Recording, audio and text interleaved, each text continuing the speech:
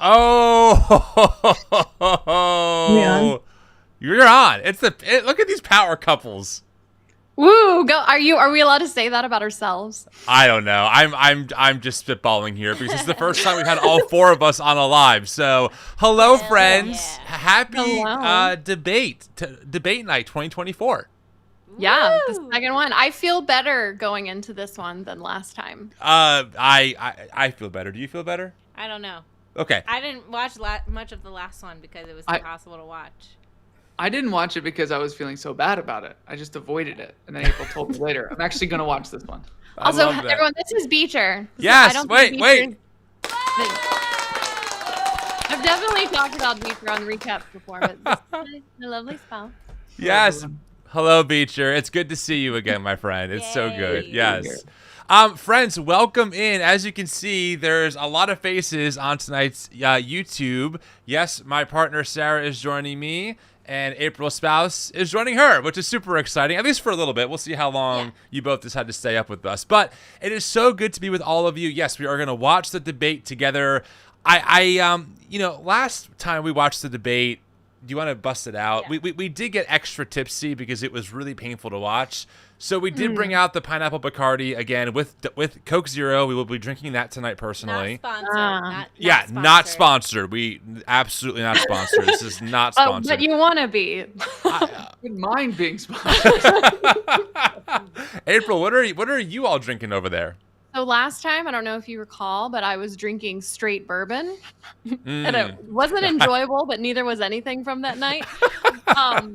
So tonight, I still feel like a little alcohol, but it's more of a want as opposed to a need. But I've got, it's this passion peach wine from fancy some Ohio winery. So it's regional.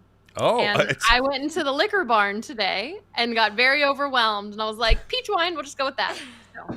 It sounds like a real delicacy. So very cool. We probably could get them to sponsor us. Maybe. Probably a better shot.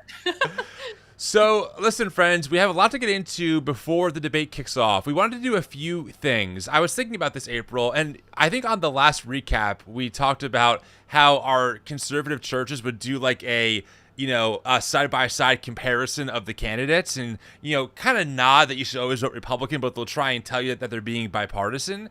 However, on this show, although we have our biases, we're clear about that, we do want to give as much data as possible. So I thought to give everyone kind of a primer, we can compare on their website the Trump-Vance ticket and the Harris-Walz ticket main items. We can just kind of go through it together. Does that all sound good? Are you yawning already? Sorry. I've been up since 4. Beyond while you were talking, Tim. Yeah, exactly. Okay, so let's do this. And by the way, friends, as you can tell, we're sharing a mic, and so is April and Beecher. So let us know if you can hear us okay. We can always adjust levels. So why don't we start with the Trump-Vance ticket. They have 20 statements. They're just statements. You can't click on them. They're just statements of what they're campaigning on. So here we go. Here's the first ones, okay? Can you all see that okay? Maybe I can make it a little bigger. Let me see. It's a wee bit blurry. Is that better? Better. But if you read it, we can hear it. Well, I was hoping you would read it, April, in your classic voice. Oh, then make it a little bigger. Okay, I can read that. Okay. Yeah. This is from their website, the Trump-Vance top issues to make America great again. Go ahead. Are these expandable or are these just... No. Look, see how it... Yeah, I can't. Okay. What I can do is I can click on the Trump Republican platform, but I can't expand on these. Okay, got it. All right, this is Project 2025 Light. Yes. Okay. Seal the border and stop the migrant invasion. Mm-hmm. Carry out the largest deportation operation in American history. End inflation and make America affordable again. That's a strong statement with how. Okay. Make America the dominant energy producer in the world by far. Stop outsourcing and turn the United States into a manufacturing superpower. Large tax cuts for workers and no tax on tips. Interestingly, I think Kamala is also no tax on tips. Anyway, defend our Constitution, our Bill of Rights, and our fundamental freedoms, including freedom of speech, freedom of religion, and the right to keep and bear arms. Prevent World War III. restore peace in Europe and in the Middle East, and build a great Iron Dome missile defense shield over our entire country, all made in America. Amen. End the weaponization of government against the American people. Stop the migrant crime epidemic, demolish the foreign drug cartels, crush gang violence, and lock up violent offenders. Crush it. Rebuild our cities, including Washington, D.C., making them safe, clean, and beautiful again. That felt very pointed. Strengthen and modernize our military, making it without question the strongest and most powerful in the world. I feel like I have to read it this way because it's in all caps. I agree. Okay. Keep the U.S. dollar as the world's reserve currency. Fight for and protect Social Security and Medicare with no cuts, including no changes to the retirement age. Cancel the electric vehicle mandate and cut costly and burdensome regulations. I think Elon Musk might have some things to say about that. Cut federal funding for any school pushing critical race theory, radical gender ideology, Beecher, and other inappropriate racial, sexual, or political content on our children. Keep men out of women's sports. Amen. Wow, that made it on the official agenda. Yeah, the official agenda. The official agenda. Deport pro-Hamas radicals and make our college campuses safe and patriotic again. Gosh. Secure our elections, including same-day voting, voter identification, paper ballots, and proof of citizenship. Unite our country by bringing it to new and record levels of success. Very vague. Now, we are bipartisan. Thank you. Thank you, Trump, for those 20 outlines. We have read it. Now, let's move over to the Harris Waltz ticket, which I happen to have right here. Now, this website's a little bit different, and I can expand these, but we're not going to just for sake of time. So just read all of the bullet points, Okay. April, if that makes sense, okay? You know what? To be fair, I'm also going to read these like I did because these are also in all caps. I appreciate your objective reporting on this. Thank you. Was not expecting that. So here we go. Cut taxes for middle-class families. Make rent more affordable and home ownership more attainable. Grow small businesses and invest in entrepreneurs. Take on bad actors and bring down costs. Strengthen and bring down the cost of healthcare. Protect and strengthen Social Security and Medicare. Support American innovation and workers. Provide a pathway to the middle class through quality, affordable education. Invest in affordable childcare and long-term care. That's a good one. That was not. That's a good one. And the affordable health care. Yeah, no, I'm for it. Lower energy costs and tackle the climate crisis. Also not on the other one. And then what they've done is they've added a little bullet point for comparing it to Trump's Project 2025 agenda. So they're really trying to tie Trump to Project 2025. Okay, let's keep going. There's some more. Oh, there's more. Yes. Restore and protect reproductive freedoms. Protect civil rights and freedoms. And more, Project 2025. And then make our communities safer from gun violence and crime. Secure our borders and fix our broken immigration system. Tackle the opioid and fentanyl crisis. And ensure no one is above the law. That was a nod to Trump. Another wink. No one. Yeah.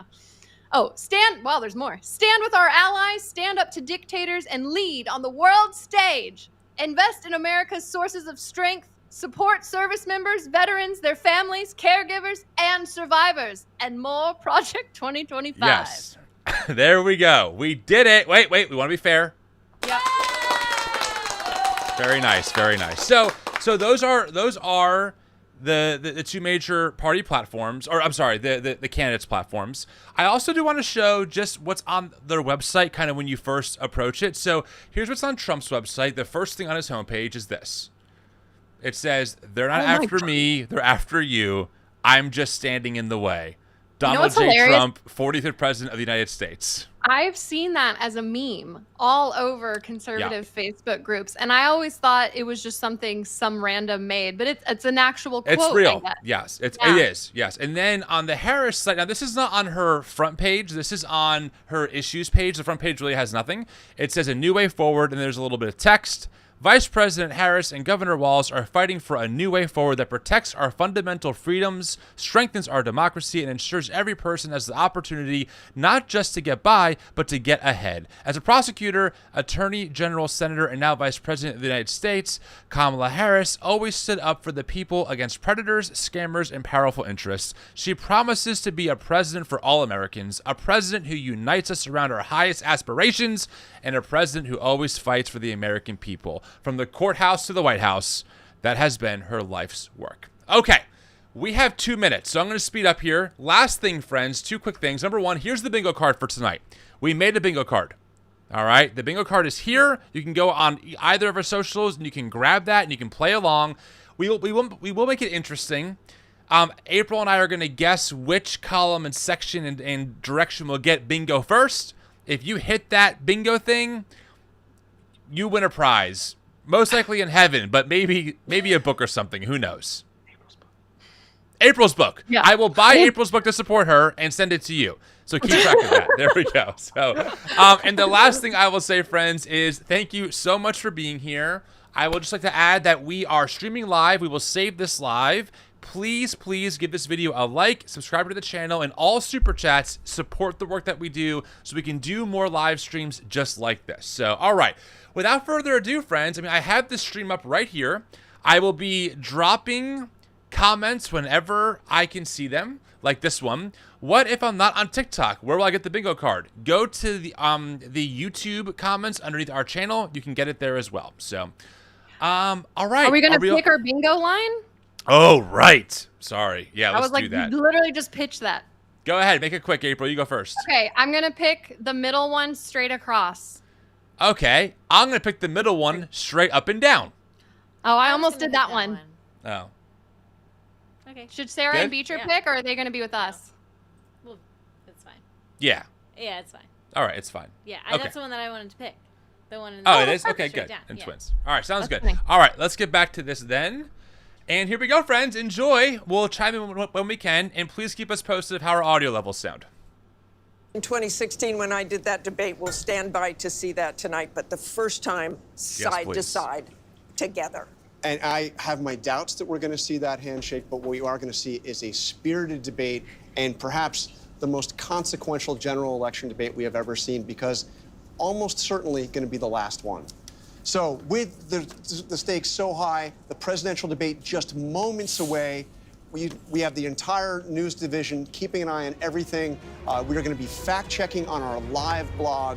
It's all going to be happening right here. The debate now just 10 seconds away, and we will be back with our post-game show as soon as it's over. We are going to toss it right now to David Muir and Lindsay Davis. All right, here we go. Yes. Tonight, the high-stakes showdown here in Philadelphia between Vice President Kamala Harris and former President Donald Trump. Their first face-to-face meeting in this presidential election, their first face-to-face meeting ever. A historic race for president upended just weeks ago. President Biden withdrawing after his last debate. Donald Trump now up against a new opponent. The candidates separated by the smallest of margins, essentially tied in the polls nationally and in the key battlegrounds, including right here in Pennsylvania, all still very much in play. The ABC News presidential debate starts right now. This is an ABC News special, the most consequential moment of this campaign. Kamala Harris. Together, we will chart a new way forward. Donald Trump. We will soon be a great nation again. Face to face, historic. The ABC News presidential debate. Here now, David Muir and Lindsay Davis. Good evening, I'm David Muir, and thank you for joining us for tonight's ABC News presidential debate. We want to welcome viewers watching on ABC and around the world tonight. And on Vice YouTube. President Kamala Harris and President Donald Trump are just moments away from taking the stage in this unprecedented race for president. And I'm Lindsay Davis. Tonight's meeting could be the most consequential event of their campaigns, with Election Day now less than 2 months away. For Vice President Kamala Harris, this is her first debate since President Biden withdrew from the race on July 21st. Of course, that decision followed his debate against President Donald Trump in June. Since then, this race has taken on an entirely new dynamic. And that brings us to the rules of tonight's debate. 90 minutes with 2 commercial breaks. No topics or questions have been shared with the campaigns. The candidates will have 2 minutes to answer questions, and this is the clock That's what they'll be seeing. 2 minutes for rebuttals and 1 minute for follow-ups, clarifications, or responses. Their microphones will only be turned on when it's their turn to speak. No pre-written notes allowed. There is no audience here tonight in this hall at the National Constitution Center. This is an intimate setting for two candidates who have never met. President Trump won the coin toss. He chose to deliver the final closing statement of the evening. Vice President Harris selected the podium to the right.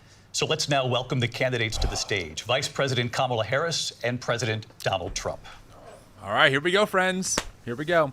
We'll do our best to call balls and strikes as we see them. Oh, I just got anxious. Oh.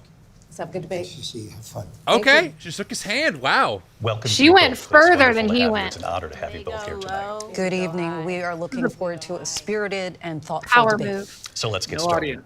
I want to begin tonight with the issue that voters repeatedly say is their number one issue, and that is the economy and the cost of living in this country. Vice President Harris, you and President Trump were elected 4 years ago, and your opponent on the stage here tonight often asks his supporters, are you better off than you were 4 years ago? When it comes to the economy, do you believe Americans are better off than they were 4 years ago? Yeah. So I was raised as a middle-class kid, and I am actually the only person on this stage who has a plan that is about lifting up the middle class and working people of America. I believe in the ambition, the aspirations, the dreams of the American people. And that is why I imagine and have actually a plan to build what I call an opportunity economy. Because here's the thing. We know that we have a shortage of homes and housing, and the cost of housing is too expensive for far too many people. We know that young families need support to raise their children, and I intend on extending a tax cut for those families of $6,000, which is the largest child tax credit that we have given in a long time, so that those young families can afford to buy a crib, buy a car seat, buy clothes for their children.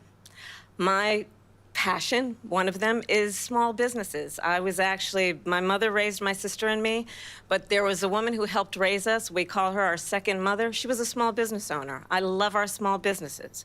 My plan is to give a $50,000 tax deduction to start up small businesses, knowing they are part of the backbone of America's economy. My opponent, on the other hand, his plan is to do what he has done before, which is to provide a tax cut for billionaires and big corporations, which will result in $5 trillion to America's deficit. My opponent has a plan that I call the Trump's sales tax, which would be a 20% tax on everyday goods that you rely on to get through the month. Economists have said that Trump sales tax would actually result for middle-class families in about $4,000 more a year, because of his policies and his ideas about what should be the backs of middle-class people paying for tax cuts for billionaires. President Trump, I'll give you 2 minutes. First of all, I have no sales tax. That's an incorrect statement. She knows that. We're doing tariffs on other countries. Other countries are going to finally, after 75 years, pay us back for all that we've done for the world. And the tariff will be substantial in some cases. I took in billions and billions of dollars, as you know, from China. In fact, they never took the tariff off because there was so much money they can't. It would totally destroy everything that they've set out to do. They're taking in billions of dollars from China and other places. They've left the tariffs on. When I had it, I had tariffs, and yet I had no inflation. Look, we've had a terrible economy because inflation which is really known as a country buster. It breaks up countries. We have inflation like very few people have ever seen before, probably the worst in our nation's history. We were at 21%, but that's being generous because many things are 50, 60, 70, and 80% higher than they were just a few years ago. This has been a disaster for people, for the middle class, but for every class. On top of that, we have millions of people pouring into our country from prisons and jails, from mental institutions and insane asylums, and they're coming in and they're taking jobs that are occupied right now by African Americans and Hispanics, and also unions. Unions are going to be affected very soon. And you see what's happening. You see what's happening with towns throughout the United States. You look at Springfield, Ohio. You look at Aurora in Colorado. They are taking over the towns. They're taking over buildings. They're going in violently. These are the people that Xi and Biden led into our country, and they're destroying our country. They're dangerous. They're at the highest level of criminality. and we have to get them out. We have to get them out fast. I created one of the greatest economies in the history of our country. I'll do it again and even better. We are going to get to immigration and border security during this debate, but I would All like right, to let disparaging Vice President Harris immigrants respond. right away. Yeah, knock it off. I would love to. Let's talk Follow along, about friends. what Donald Nobody's Trump done left more. us. Donald knows Trump more than left me. us the Did he do that? worst Did he say that already? unemployment since the Great Depression.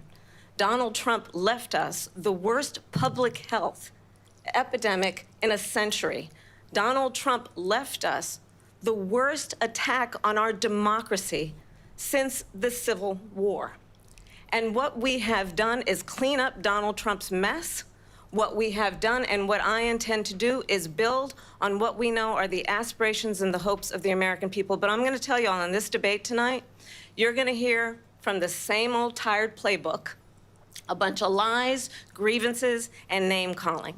What you're going to hear tonight is a detailed and dangerous plan called Project 2025 that the former president intends on implementing if he were elected again. I believe very strongly that the American people want a president who understands the importance of bringing us together, knowing we have so much more in common than what separates us. And I pledge to you to be a president for all Americans. President Trump will give you a minute here to respond. Number one, I have nothing to do, as you know, and as she knows better than anyone, I have nothing to do with Project 2025. That's out there. I haven't read it. I don't want to read it purposely. I'm not going to read it. This was a group of people that got together. They came up with some ideas, I guess some good, some bad, but it makes no difference. I have nothing to do. Everybody knows I'm an open book. Everybody knows what I'm going to do. Cut taxes very substantially and create a great economy like I did before. We had the greatest economy. We got hit with a pandemic. And the pandemic was not since 1917, where 100 million people died, has there been anything like it. We did a phenomenal job with the pandemic. We handed them over a country where the economy and where the stock market was higher than it was before the pandemic came in. Nobody's ever seen anything like it. We made ventilators for the entire world. We got gowns, we got masks, we did things that nobody thought possible. Goodness. And people give me credit for rebuilding the military. They give me credit for a lot of things, but not enough credit for the great job we did with the pandemic. But the only jobs they got were bounce back jobs. These were jobs bounce back, and it bounced back and it went to their benefit. But I was the one that created them. They know it, and so does everybody else. Vice President Harris, I'll let you respond. So Donald Trump has no plan for you. And when you look at his economic plan, it's all about tax breaks for the richest people. I am offering what I describe as an opportunity economy, and the best economists in our country, if not the world, have reviewed our relative plans for the future of America. What Goldman Sachs has said is that Donald Trump's plan would make the economy worse, mine would strengthen the economy. What the Wharton School has said is Donald Trump's plan would actually explode the deficit. 16 Nobel laureates have described his economic plan as something that would increase inflation and by the middle of next year would invite a recession. You just have to look at where we are and where we stand on the issues. And I'd invite you to know that Donald Trump actually has no plan for you because he is more interested in defending himself than he is in looking out for you. It's just a soundbite. They gave her that to say. Look, I went to the Wharton School of Finance, and many of those professors, the top professors, think my plan is a brilliant plan. It's a great plan. It's a plan that's going to bring up our worth, our value as a country. It's going to make people want to be able to go and work and create jobs and create a lot of good, solid money for our country. And just to finish off, she doesn't have a plan. She copied Biden's plan, and it's like 4 sentences, like run, spot, run. 4 sentences that are just, oh, we'll try and lower taxes. She doesn't have a plan. Take a look at her plan. She doesn't have a plan. Mr. President, I do want to drill down on something you both brought up. The Vice President brought up your tariffs. You responded, and let's drill down on this because your plan is what she calls is essentially a national sales tax. Your proposal calls for tariffs, as you pointed out here, on foreign imports across the board. You recently said that you might double your plan, imposing tariffs up to 20% on goods coming into this country. Yeah. As you know, many economists say that with tariffs at that level, costs are then passed on to the consumer. Thank you. Vice President Harris has argued it'll mean higher prices on gas, food, clothing, medication, arguing it costs the typical family nearly $4,000 a year. Do you believe Americans can afford higher prices because of tariffs? They're not going to have higher prices. What's going to have, and who's going to have higher prices, is China and all of the countries that have been ripping us off for years. I was the only president ever. China was paying us hundreds of billions of dollars, and so were other countries. And, you know, if she doesn't like them, they should have gone out and they should have immediately cut the tariffs. But those tariffs are there 3.5 years now under their administration. We are going to take in billions of dollars, hundreds of billions of dollars.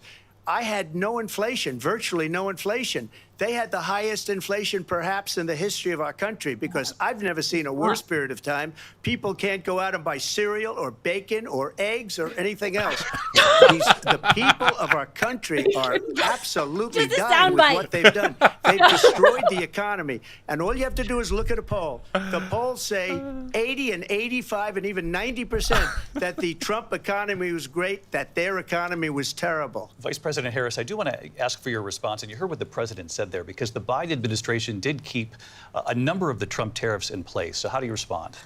Well, let's be clear that the Trump administration resulted in a trade deficit, one of the highest we've ever seen in the history of America.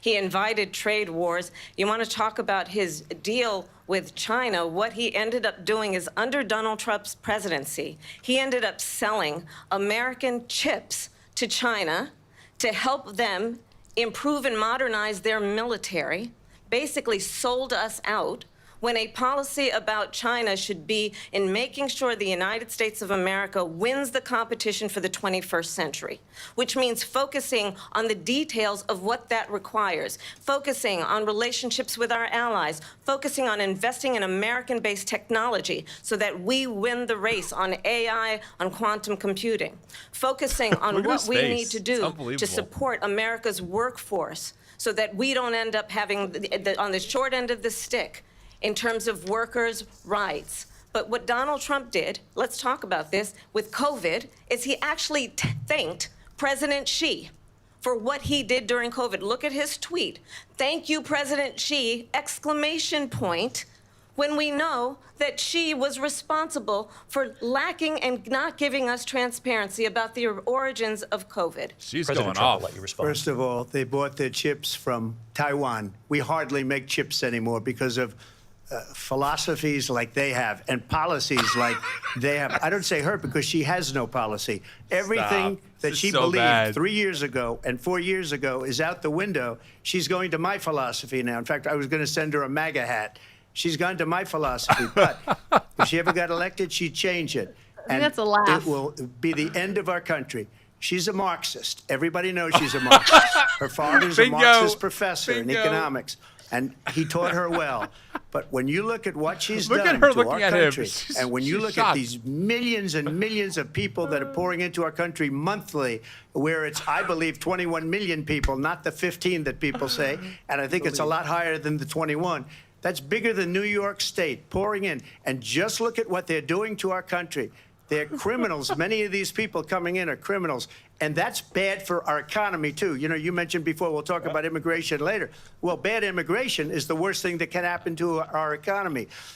They have, and she has, destroyed our country with policy that's insane. Almost policy that you'd say they have to hate our country. President Trump, thank you. Lindsay? I want to turn to the issue of abortion. President Trump, you've often touted that you were able to kill Roe v. Wade. Last year, you said that you were proud to be the most pro-life president in American history. Then last month, you said that your administration would be great for women and their reproductive rights. In your home state of Florida, you surprised many with regard to your 6-week abortion ban, because you initially had said that it was too short. And you said, quote, I'm going to be voting that we need more than 6 weeks. But then the very next day, you reversed course and said you would vote to support the 6-week ban. Vice President Harris says that women shouldn't trust you on the issue of abortion because you've changed your position so many times. Therefore, why should they trust you? Well, the reason I'm doing that vote is because the plan is, as you know, the vote is, they have abortion in the 9th month. They even have, and you can look at the governor of West Virginia, the previous governor of West Virginia, not the current governor, who's doing an excellent job, but the governor before, He said the baby will be born and we will decide what to do with the baby. In other words, we'll execute the baby. And that's why I did that, because that predominates, because they're radical. The Democrats are radical in that. And her vice presidential pick, which I think was a horrible pick, by the way, for our country, because he is really out of it. But her vice presidential pick says abortion in the 9th month is absolutely fine. He also says execution after birth. It's an execution, no longer abortion, because the baby is born is what's your okay. policy? And that's not okay with me, hence the vote. But what I did is something for 52 years. They've been trying to get Roe v. Wade into the states. I'm and shook. Through this is the, so bad. Genius and heart and strength of 6 Supreme Court justices, we were able to do that. Now, I believe in the exceptions for rape, incest, and life of the mother. I believe strongly in it. Ronald Reagan did also. 85% of Republicans do. Exceptions. Very important. But we were able to get it, and now states are voting on it. And for the first time, you're going to see, look, this is an issue that's torn our country apart for 52 years. Every legal scholar, every Democrat, every Republican, liberal, conservative, they all wanted this issue to be brought back to the states where the people could vote. And that's what happened. Now, Ohio, the vote was somewhat liberal. Kansas, the vote was somewhat liberal, much more liberal than people would have thought. But each individual state is voting. It's the vote of the people now. It's not tied up in the federal government. I did a great service in doing it. It took courage to do it. And the Supreme Court had great courage in doing it. And I give tremendous credit to those 6 justices. There is no state in this country where it is legal to kill a baby after it's born. Madam Vice President, I want to get your response to President Trump. Well, as I said, you're going to hear a bunch of lies, and that's not actually a surprising fact. Let's understand how we got here. Donald Trump hand-selected 3 members of the United States Supreme Court with the intention that they would undo the protections of Roe v. Wade.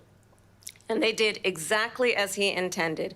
And now in over 20 states, there are Trump abortion bans, which make it criminal for a doctor or nurse to provide health care. In one state, it provides prison for life. Trump abortion bans that make no exception even for rape and incest, which understand what that means. A survivor of a crime of violation to their body does not have the right to make a decision about what happens to their body next. That is immoral. And one does not have to abandon their faith or deeply held beliefs to agree. The government, and Donald Trump certainly, should not be telling a woman what to do with her body. I have talked with women around our country. You want to talk about this is what people wanted? Pregnant women who want to carry a pregnancy to term, suffering from a miscarriage, being denied care in an emergency room because the healthcare providers are afraid they might go to jail, and she's bleeding out in a car in the parking lot. She didn't want that. Her husband didn't want that. A 12 or 13-year-old survivor of incest being forced to carry a pregnancy to term. They don't want that. She is on fire. And I pledge to you, when Congress passes a bill to put back in place the protections of Roe v. Wade, as President of the United States, I will proudly sign it into law. But understand, if Donald Trump were to be reelected, he will sign a national abortion ban. Understand, in his Project 2025, there would be a national abortion, a monitor that would be monitoring your pregnancies, your miscarriages. I think the American people believe that certain freedoms, in particular the freedom to make decisions about one's own body, should not be made by the government. Thank you, Vice President Harris. Well, there she goes again. It's a lie. I'm not signing a ban, and there's no reason to sign a ban, because we've gotten what everybody wanted. Democrats, Republicans, and everybody else, and every legal scholar wanted it to be brought back into the states. And the states are voting. And it may take a little time, but for 52 years, this issue has torn our country apart. And they've wanted it back in the states. And I did something that nobody thought was possible. The states are now voting. What she says is an absolute lie.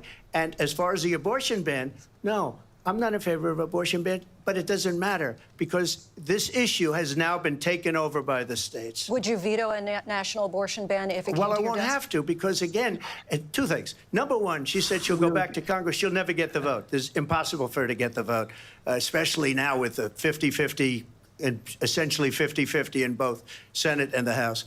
She's not going to get the vote. She can't get the vote. She won't even come close to it. So it's just talk. You know what it reminds me of? When they said they're going to get student loans terminated, and it ended up being a total catastrophe. The student loans, and then her, I think probably her boss, if you call him a boss, he spends all his time on the beach. But look, her boss went out and said, we'll do it again. We'll do it a different way. And he went out, got rejected again by the Supreme Court. So all these students got taunted with this whole thing about this whole idea. And how unfair that would have been, part of the reason they lost, to the millions and millions of people that had to pay off their student loans. They didn't get it for free. But they were saying it's the same way that they talked about that. What happened? Oh, no. What happened? They talk about abortion. But if I could just get a yes or no, because your running mate, J.D. Vance, has said that you would veto it if it did come to your desk. Well, I didn't discuss it with J.D. In all fairness, J.D. And I don't mind if he has a certain view, but I think he was speaking for me, but I really didn't. Look, he's getting cooked. We don't have to discuss it because she'd never be able to get it, just like she couldn't get student loans. They couldn't get student loans. They didn't even come close to getting student loans. They taunted young people and a lot of other people that had loans. They can never get this approved. So it doesn't matter what she says about going to Congress. Well, wonderful. Let's go to Congress. Do it. But the fact is that for years they wanted to get it out of Congress and out of the federal government. And we did something that everybody said couldn't be done. And now you have a vote of the people on abortion. Vice President Harris, I want to give you your time to respond. But I do want to ask, would you support any restrictions on a woman's right to an abortion? I absolutely support reinstating the protections of Roe v. Wade. And as you rightly mentioned, nowhere in America is a woman carrying a pregnancy to term and asking for an abortion. That is not happening. It's insulting to the women of America. And understand what has been happening under Donald Trump's abortion bans. Couples who pray and dream of having a family are being denied IVF treatments. Yes! What is happening in our country? Working people, working women who are working 1 or 2 jobs, who can barely afford childcare as it is, have to travel to another state to get on a plane sitting next to strangers to go and get the health care she needs. Barely can afford to do it, and what you are putting her through is unconscionable. And the people of America have not, the majority of Americans believe in a woman's right to make decisions about her own body, and that is why in every state where this issue has been on the ballot, in red and blue states both, the people of America have voted for freedom. Vice President Harris, excuse me, I have to respond. Another lie. It's another lie. I have been a leader on IVF, which is fertilization. The IVF, I have been a leader. In fact, when they got a very negative decision on IVF from the Alabama courts, I saw the people of Alabama and the legislature 2 days later voted it in. I've been a leader on it. They know that, and everybody else knows it. Leader? I have been a leader on fertilization, IVF. And the other thing, you should ask, will she allow abortion in the 8th month, 9th month, 7th month? Come on. Okay, would you do that? Why don't you ask her that question? Why don't you answer the question? Would you because veto? Under Roe v. Wade, Answer the question, would you veto? You could do abortions in the 7th month, the 8th month, the 9th month, not true. and probably after birth. Just look at the governor, former governor of Virginia. The governor of Virginia said we put the baby aside and then we determine what we want to do with the baby. President Trump, thank you. We're going to turn now to immigration and border security. We here know we it's go. an issue that's important to Republicans, Democrats, voters across the board in this country. talked about Vice immigration. President Harris, Why? you were tasked by President Biden with getting to the root causes of migration from Central America. We know that illegal border crossings reached a record high in the Biden administration. This past June, President Biden imposed tough new asylum restrictions. We know the numbers since then have dropped significantly. But my question to you tonight is, why did the administration wait until 6 months before the election to act? And would you have done anything differently from President Biden on this? This is a hard-hitting question. So I'm the Let's hear only answer. person on this stage who has prosecuted transnational criminal organizations for the trafficking of guns, drugs, and human beings. And let me say that the United States Congress, including some of the most conservative members of the United States Senate, came up with a border security bill which I supported. And that bill would have put 1,500 more border agents on the border to help those folks who are working there right now overtime trying to do their job. It would have allowed us to stem the flow of fentanyl coming into the United States. I know there are so many families watching tonight who have been personally affected by the surge of fentanyl in our country. That bill would have put more resources to allow us to prosecute transnational criminal organizations for trafficking in guns, drugs, and human beings. But you know what happened to that bill? Donald Trump got on the phone, called up some folks in Congress, and said, kill the bill. And you know why? Because he'd prefer to run on a problem instead of fixing a problem. Absolutely true. And understand, this comes at a time where the people of our country actually need a leader who engages in solutions, who actually addresses the problems at hand. But what we have in the former president is someone who would prefer to run on a problem instead of fixing a problem. And I'll tell you something, he's going to talk about immigration a lot tonight, even when it's not the subject that is being raised. And I'm going to actually do something really unusual, and I'm going to invite you to attend one of Donald Trump's rallies, because it's a really interesting thing to watch. You will see during the course of his rallies, he talks about fictional characters like Hannibal Lecter. He will talk about windmills cause cancer. And what you will also notice is that people start leaving his rallies early out of exhaustion and boredom. And I will tell you, the one thing you will not hear him talk about is you. You will not hear him talk about your needs, your dreams, and your desires. And I'll tell you, I believe you deserve a president who actually puts you first, and I pledge to you that I will. Vice President Harris, thank you. President Trump, on that point, I want to get your response. Well, I would like to respond. Let me just ask, though, why did you try to kill that bill, and successfully so? That would have put thousands of additional agents and officers on the border. First, let me respond as to the rallies. She said people start leaving. People don't go to her rallies. There's no reason to go. And the people that do go, she's bussing them in and paying them to be there, and then showing them in a different light. So she can't talk about that. People don't leave my rallies. We have the biggest rallies, the most incredible rallies in the history of politics. That's because people want to take their country back. Our country is being lost. We're a failing nation. And it happened 3.5 years ago. And what's going on here, you're going to end up in World War III, just to go into another subject. What they have done to our country by allowing these millions and millions of people to come into our country, and look at what's happening to the towns all over the United States. And a lot of towns don't want to talk. It's not going to be Aurora or Springfield. A lot of towns don't want to talk about it because they're so embarrassed by it. In Springfield, they're eating the dogs, the people that came in. They're eating the cats. They're eating. Oh, my God. They're eating the pets of the people that live there. Stop. And this is what's happening in our country, and it's a shame. As far as rallies are concerned, as far as the reason they go is they like what I say. They want to bring our country back. They want to make America great again. It's a very simple phrase, make America great again. She's destroying this country, and if she becomes president, this country doesn't have a chance of success. Not only success, we'll end up being Venezuela on steroids. I cannot. I just want to clarify here. You bring up Springfield, Ohio, and ABC News did reach out to the city manager there. He told us there have been no credible reports of specific claims of pets being harmed, injured, or abused by individuals within the immigrant community. Well, I've seen people on television. Let me just say here, this is the people on television say my dog was taken and used for food. So maybe he said that, and maybe that's a good thing to say for a city manager. I'm not taking this from but television. But the people I'm on taking it from television the city saying their manager. dog was eaten by the people that went there.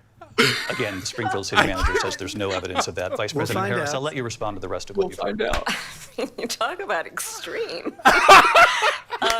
You know, this is, I think, one of the reasons why in this election I actually have the endorsement of 200 Republicans who have formerly worked with President Bush, Mitt Romney, and John McCain, including the endorsement of former Vice President Dick Cheney and Congress member Liz Cheney.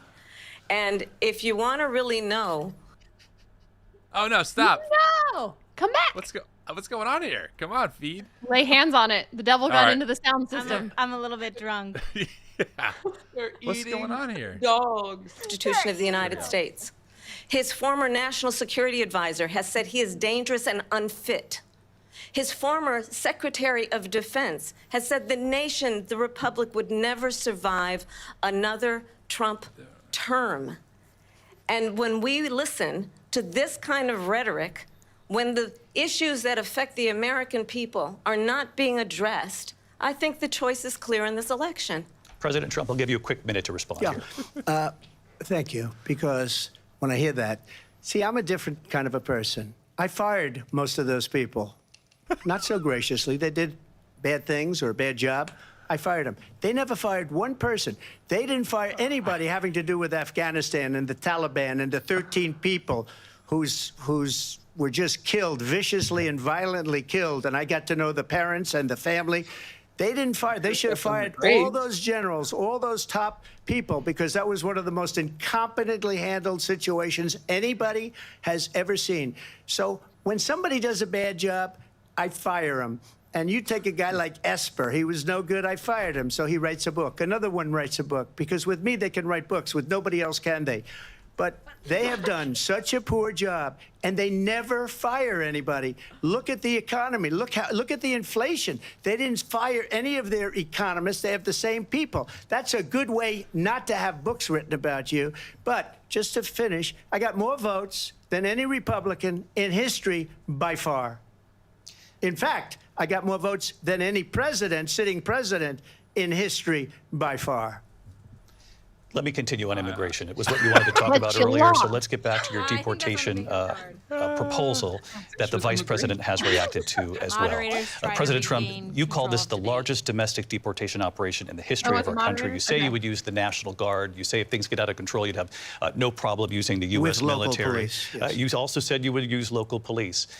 How would you deport 11 million undocumented immigrants? I know you believe that number is much higher. Take us through this. What does this look like? Will authorities be going door to door in this country? Yeah. It is much higher because of them. What is going on with this feed? It's not me. I have a great connection. Terrorists. They allowed common street criminals. They allowed people to come in, drug dealers, to come into our country. And they're now in the United States and told by their countries like Venezuela, don't ever come back or we're going to kill you. Do you know that crime in Venezuela and crime in countries all over the world is way down? You know why? Because they've taken their criminals off the street and they've given them to her to put into our country.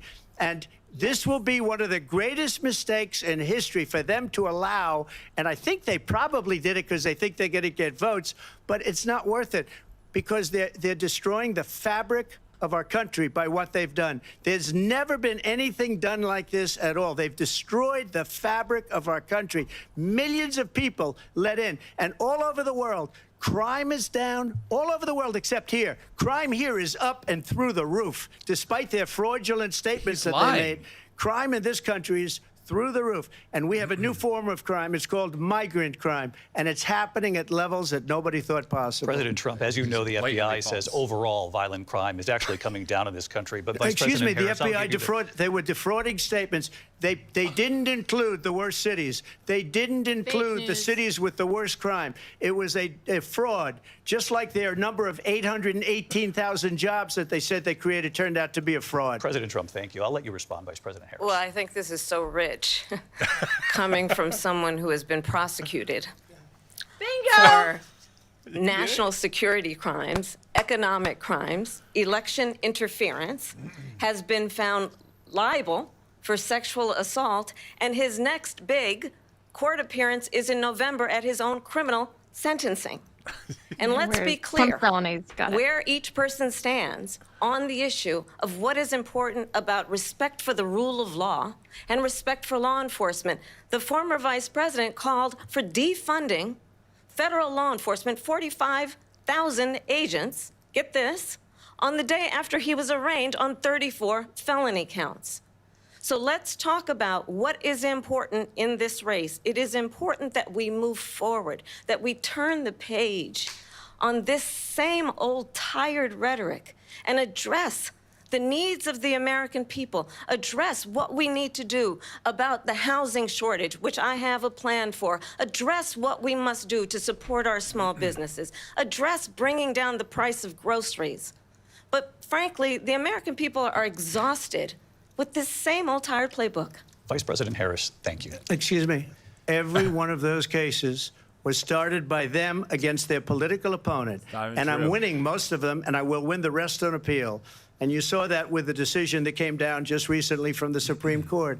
I'm winning most of them. But those are cases, it's called weaponization. Never happened in this country. They weaponized the Justice Department. Every one of those cases was involved with the DOJ, from Atlanta and Fani Willis to the Attorney General of New York and the DA in New York. Every one of those cases. And then they say, oh, he's a criminal. They're the ones that made them go after me. By the way, Joe Biden was found essentially guilty on the documents case. And what happened in my documents case? They said, oh, that's the toughest of them all. A complete and total victory. 2 months ago, it was thrown out. It's weaponization, and they used it, and it's never happened in this country. They used it to try and win an election. They're fake cases. President Trump, thank you. A really quick response here, Vice President Harris, on this notion of weaponization of the Justice Department. Well, let's talk about extreme and understand the context in which this election in 2024 is taking place. The United States Supreme Court recently ruled that the former president would essentially be immune from any misconduct if he were to enter the White House again. Yep. Understand, this is someone who has openly said he would terminate, I'm quoting, terminate the Constitution of the United States, that he would weaponize the Department of Justice against his political enemies. Someone who has openly expressed disdain for members of our military. Understand what it would mean if Donald Trump were back in the White House with no guardrails, because certainly we know now the court won't stop him. We know J.D. Vance is not going to stop him.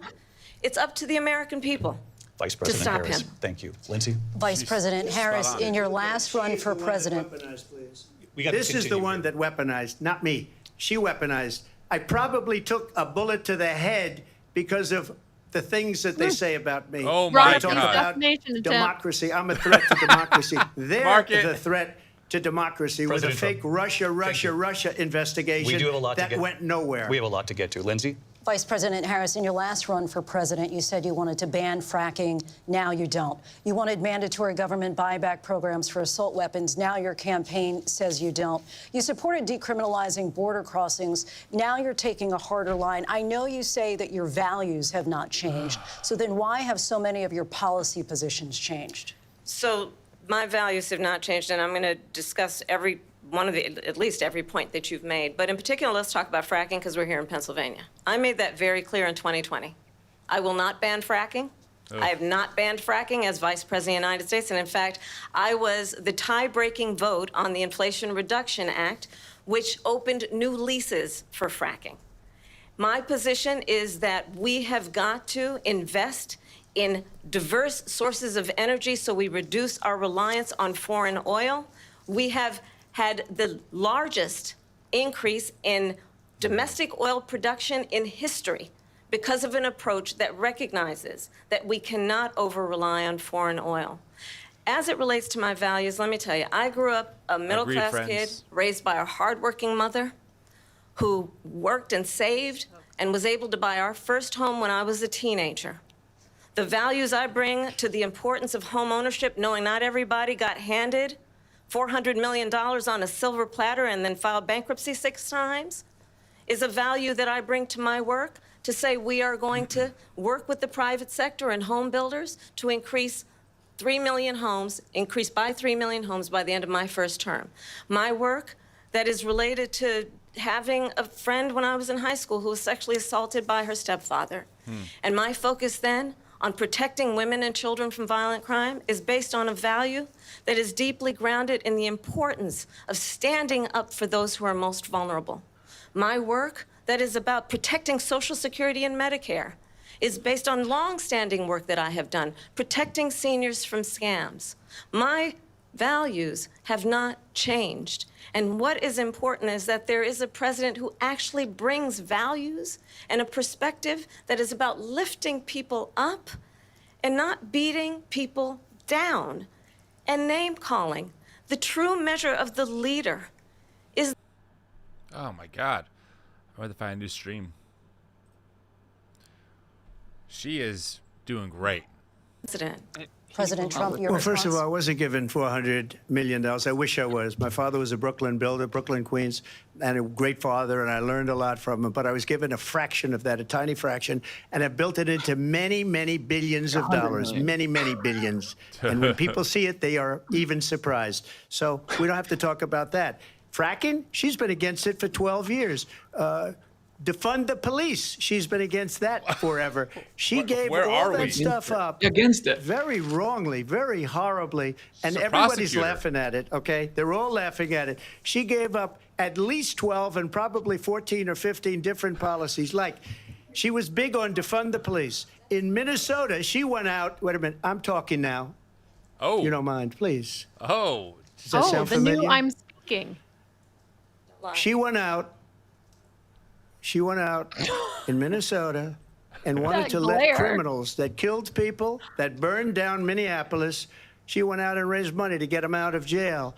She did things that nobody would ever think of. Now she wants to do What about the rally for transgender the operations on illegal aliens that are in prison. This is a radical left liberal that would do this. She wants to confiscate your guns, and she will never allow fracking in Pennsylvania.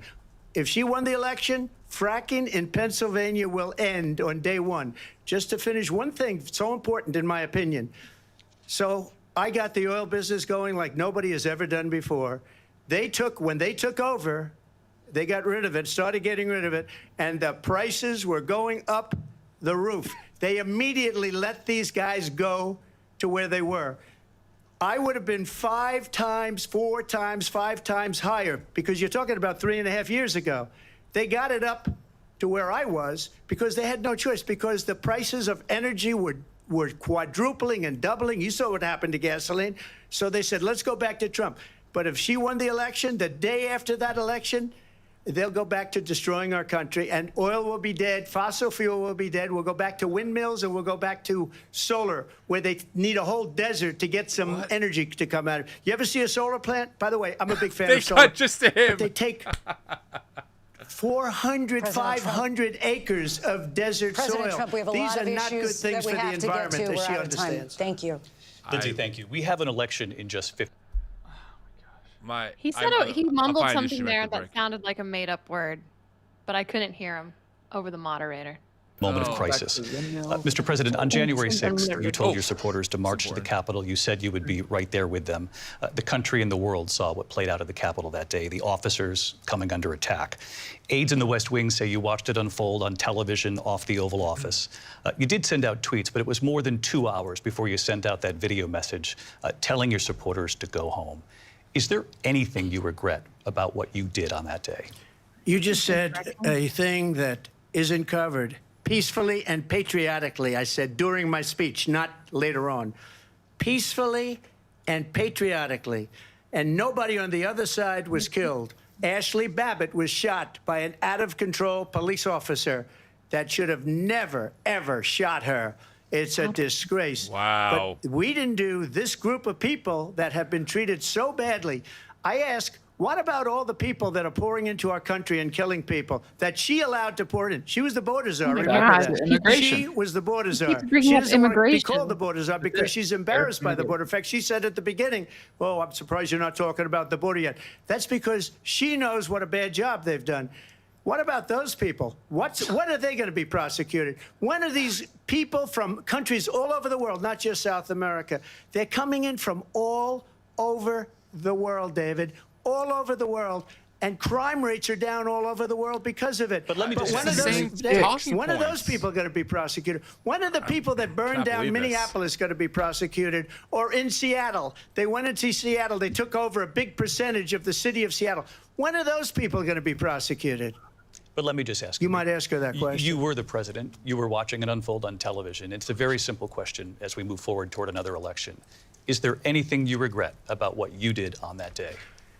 Yes or no? I had nothing to do with that other than they asked me to make a speech. I showed up for a speech. I said, I think it's going to be big.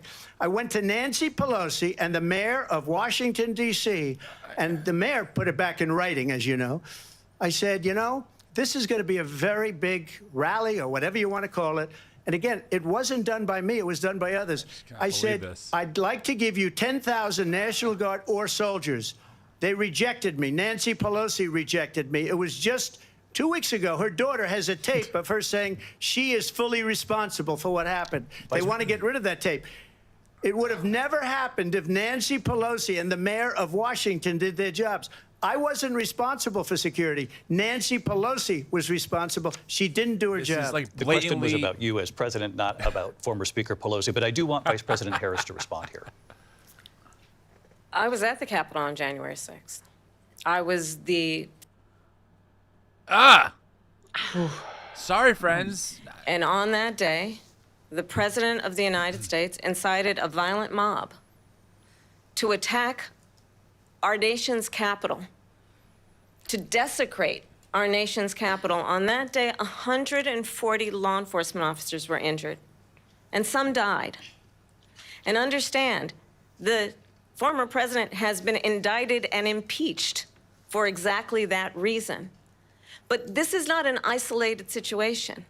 Let's remember Charlottesville, where there was a mob of people carrying tiki torches. Great point. Spewing anti-Semitic hate. And what did the president then at the time say? There were fine people on each side. Let's remember that when it came to the Proud Boys, a militia, the president said, the former president said, stand back and stand by. So for everyone watching who remembers what January 6th was, I say, we don't have to go back. Let's not go back. We're not going back. Yeah, we're not going back. Bingo. Oh, that's a bingo. I'm going to refresh this real quick at next break. In our campaign for you, to stand for country, to stand for our democracy, to stand for rule of law, and to end the chaos, and to end the approach that is about attacking the foundations of our democracy because you don't like the outcome. And be clear on that point. Donald Trump, the candidate, has said in this election there will be a bloodbath if this and the outcome of this election is not to his liking. Let's turn the page on this. Let's not go back. Let's chart a course for the future and not go backwards to the past. Let me just follow up here. It was a different term, and it was a term that related to energy because they have destroyed our energy business. That was where bloodbath was. Also, on Charlottesville, that story has been, as you would say, debunked. Laura Ingraham, Sean Hannity, Jesse, all of these people, they covered it. If they go an extra sentence, they will see it was perfect. Yeah. It was debunked in almost every newspaper, but they still bring it up, just like they bring 2025 up. They bring all of this stuff up. I ask you this. You talk about the Capitol. Why are we allowing these millions of people to come through on the southern border? How come she's not doing anything? And I'll tell you what I would do, and I would be very proud to do it. I would say we would both leave this debate right now. I'd like to see her go down to Washington, D.C. during this debate because we're wasting a lot of time. Go down to, because she's been so bad, it's so ridiculous. Go down to Washington, D.C. and let her sign a bill to close up the border because they have the right to do it. They don't need bills. They have the right to do it. The President of the United States, you'll get him out of bed. You'll wake him up at 4 o'clock in the afternoon. You'll say, come on down to the office. Let's sign a bill. More than ever. If he signs a bill that the border is closed, all he has to do is say it to the Border Patrol, who are phenomenal. If they do that, the border is closed. Mr. Those President, people are killing many people, unlike J6. We talked immigration here tonight. I do want to focus on this next issue to both of you because it really brings us this into focus, truth in these times that we're living in. Mr. President, for 3.5 years after you lost the 2020 election, you repeatedly falsely claimed that you won, many times saying you won in a landslide. In the past couple of weeks leading up to this debate, you have said, quote, you lost by a whisker, that you, quote, didn't quite make it, that you came up a little bit short.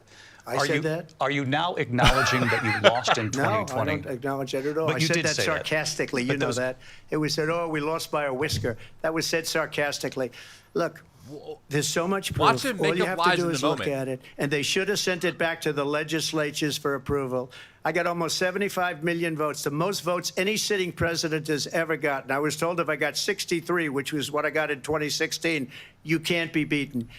The election, Biden got people more, should though. never be thinking about an election as fraudulent. We need two things. We need walls, and we have to have it. We have to have borders, and we have to have good elections. Our Board? elections are bad. And a lot of these illegal immigrants coming in, they're trying to get them to vote. They can't even speak English. They don't even know what country Illegal they're in immigrant. practically. And these people are trying to get them to vote. And that's why they're allowing them to come into our country. I did watch all of these pieces of video. I didn't detect the Didn't detect the sarcasm. I will say I lost like. by a whisker. We didn't quite make it.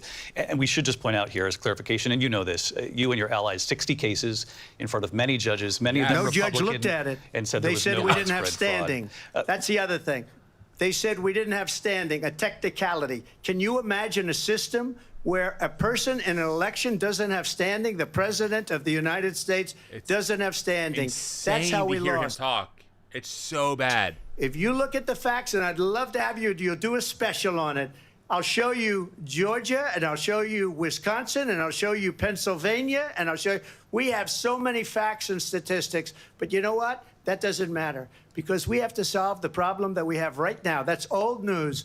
And the problem that we have right now is we have a nation in decline, and they have put it into decline. We have a nation that is dying, David. Mr. President, thank you. Vice President Harris, you heard the president there tonight. He said he didn't say that he lost by a whisker. So he still believes he did not lose the election that was won by President Biden and yourself. But I do want to ask you about something that's come up in the last couple of days. This was a post from President Trump about this upcoming election just weeks away. He said, when I win, those people who cheated, and then he lists donors, voters, election officials, he says will be prosecuted to the fullest extent of the law, which will include long-term prison sentences. One of your campaign's top lawyers responded saying, we won't let Donald Trump intimidate us. We won't let him suppress the vote. Is that what you believe he's trying to do here? Donald Trump was fired by 81 million people. So let's be clear about that. And clearly he is having a very difficult time processing that. Let me be But clear. we cannot afford to have a president of the United States who attempts, as he did in the past, to upend the will of the voters in a free and fair election. And I'm going to tell you that I have traveled the world as Vice President of the United States, and world leaders are laughing at Donald Trump. I have talked with military leaders, some of whom work with you, and they say you're a disgrace. And when you then talk in this way in a presidential debate and deny what over and over again are court cases you have lost because you did, in fact, lose that election, it leads one to believe that perhaps we do not have in the candidate to my right the temperament or the ability to not be confused about fact. That's deeply troubling, and the American people deserve better. I'll give you 1 minute to respond, Mr. President. Let me just say about world leaders. Viktor Orban, one of the most respected. They call him a strong man. He's a tough person, smart. Prime Minister of Hungary. They said, why is the whole world blowing up? 3 years ago it wasn't. Why is it blowing up? He said, because you need Trump back as president. They were afraid of him. China was afraid, and I don't like to use the word afraid, but I'm just quoting him. China was afraid of him. North Korea was afraid of him. Look at what's going on with North Korea, by the way. He said Russia was afraid of him. I ended the Nord Stream 2 pipeline, and Biden put it back on day one, but he ended the XL pipeline. The XL pipeline in our country, he ended that. But he let the Russians build a pipeline going all over Europe and heading into Germany, the biggest pipeline in the world.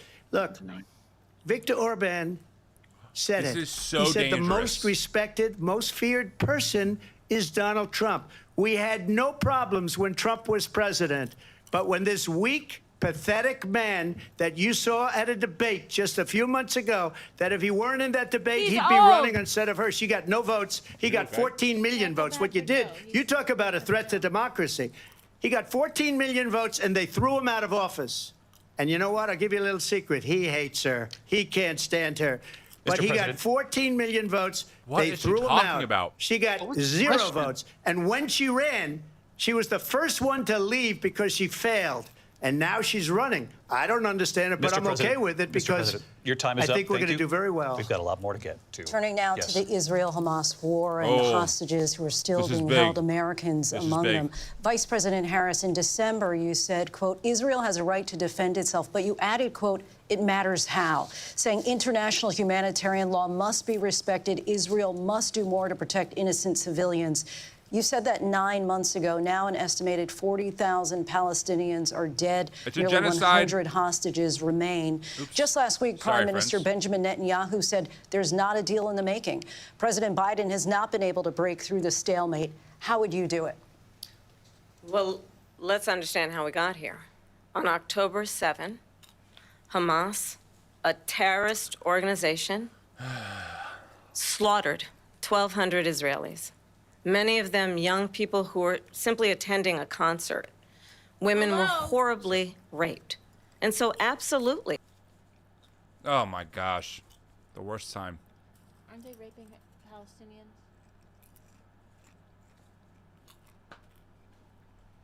Oh my gosh, really? Jim, take it away. Palestinians have been killed. Oh, sorry. Children, mothers. What we know is that this war must end. It must end immediately, and the way it will end is we need a ceasefire deal and we need the hostages out. And so we will continue to work around the clock on that. Work around the clock, also understanding that we must chart a course for a two-state solution. And in that solution, there must be security for the Israeli people and Israel, and in equal measure for the Palestinians.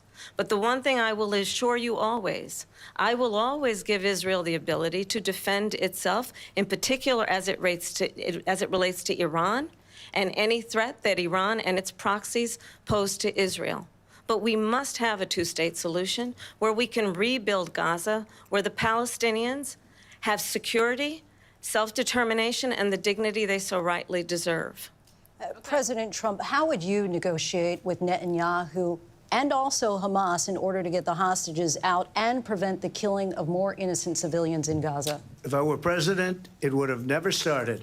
If I were president, Russia would have never, ever, I know Putin very well, he would have never, and there was no threat of it either, by the way, for 4 years, have gone into Ukraine and killed millions of people when you add it up, far worse than people understand what's going on over there. But when she mentions about Israel, all of a sudden, she hates Israel. She wouldn't even meet with Netanyahu when he went to Congress to make a very important speech. She refused to be there because she was at a sorority party of hers. She wanted to go to the sorority party. She hates Israel. If she's president, I believe that Israel will not exist within 2 years from now. And I've been pretty good at predictions, and I hope I'm wrong about that one. She hates Israel. At the same time, in her own way, she hates the Arab population because I don't want to refresh and lose it. I got to wait. I'm sorry. I'll wait for a break. ABC is kind of finicky. It would have never happened. Iran was broke under Donald Trump. Now Iran has $300 billion because they took off all the sanctions that I had. Iran had no money for Hamas or Hezbollah or any of the 28 different spheres of terror. And they are spheres of terror, horrible terror. They had no money. It was a big story, and you know it. You covered it very well, actually. They had no money for terror. They were broke. Now they're a rich nation, and now what they're doing is they're spreading that money around.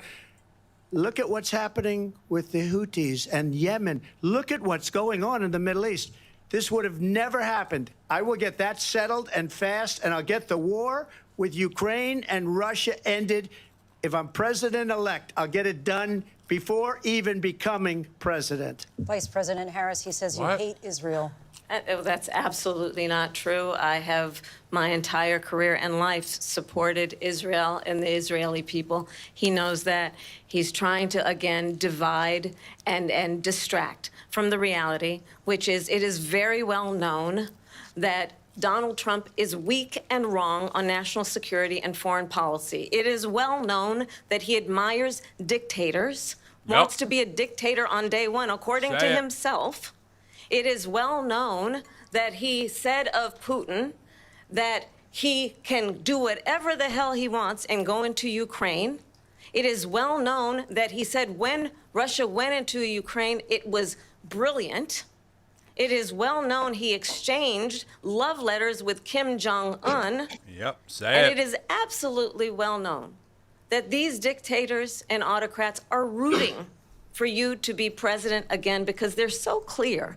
They can manipulate you with flattery and favors.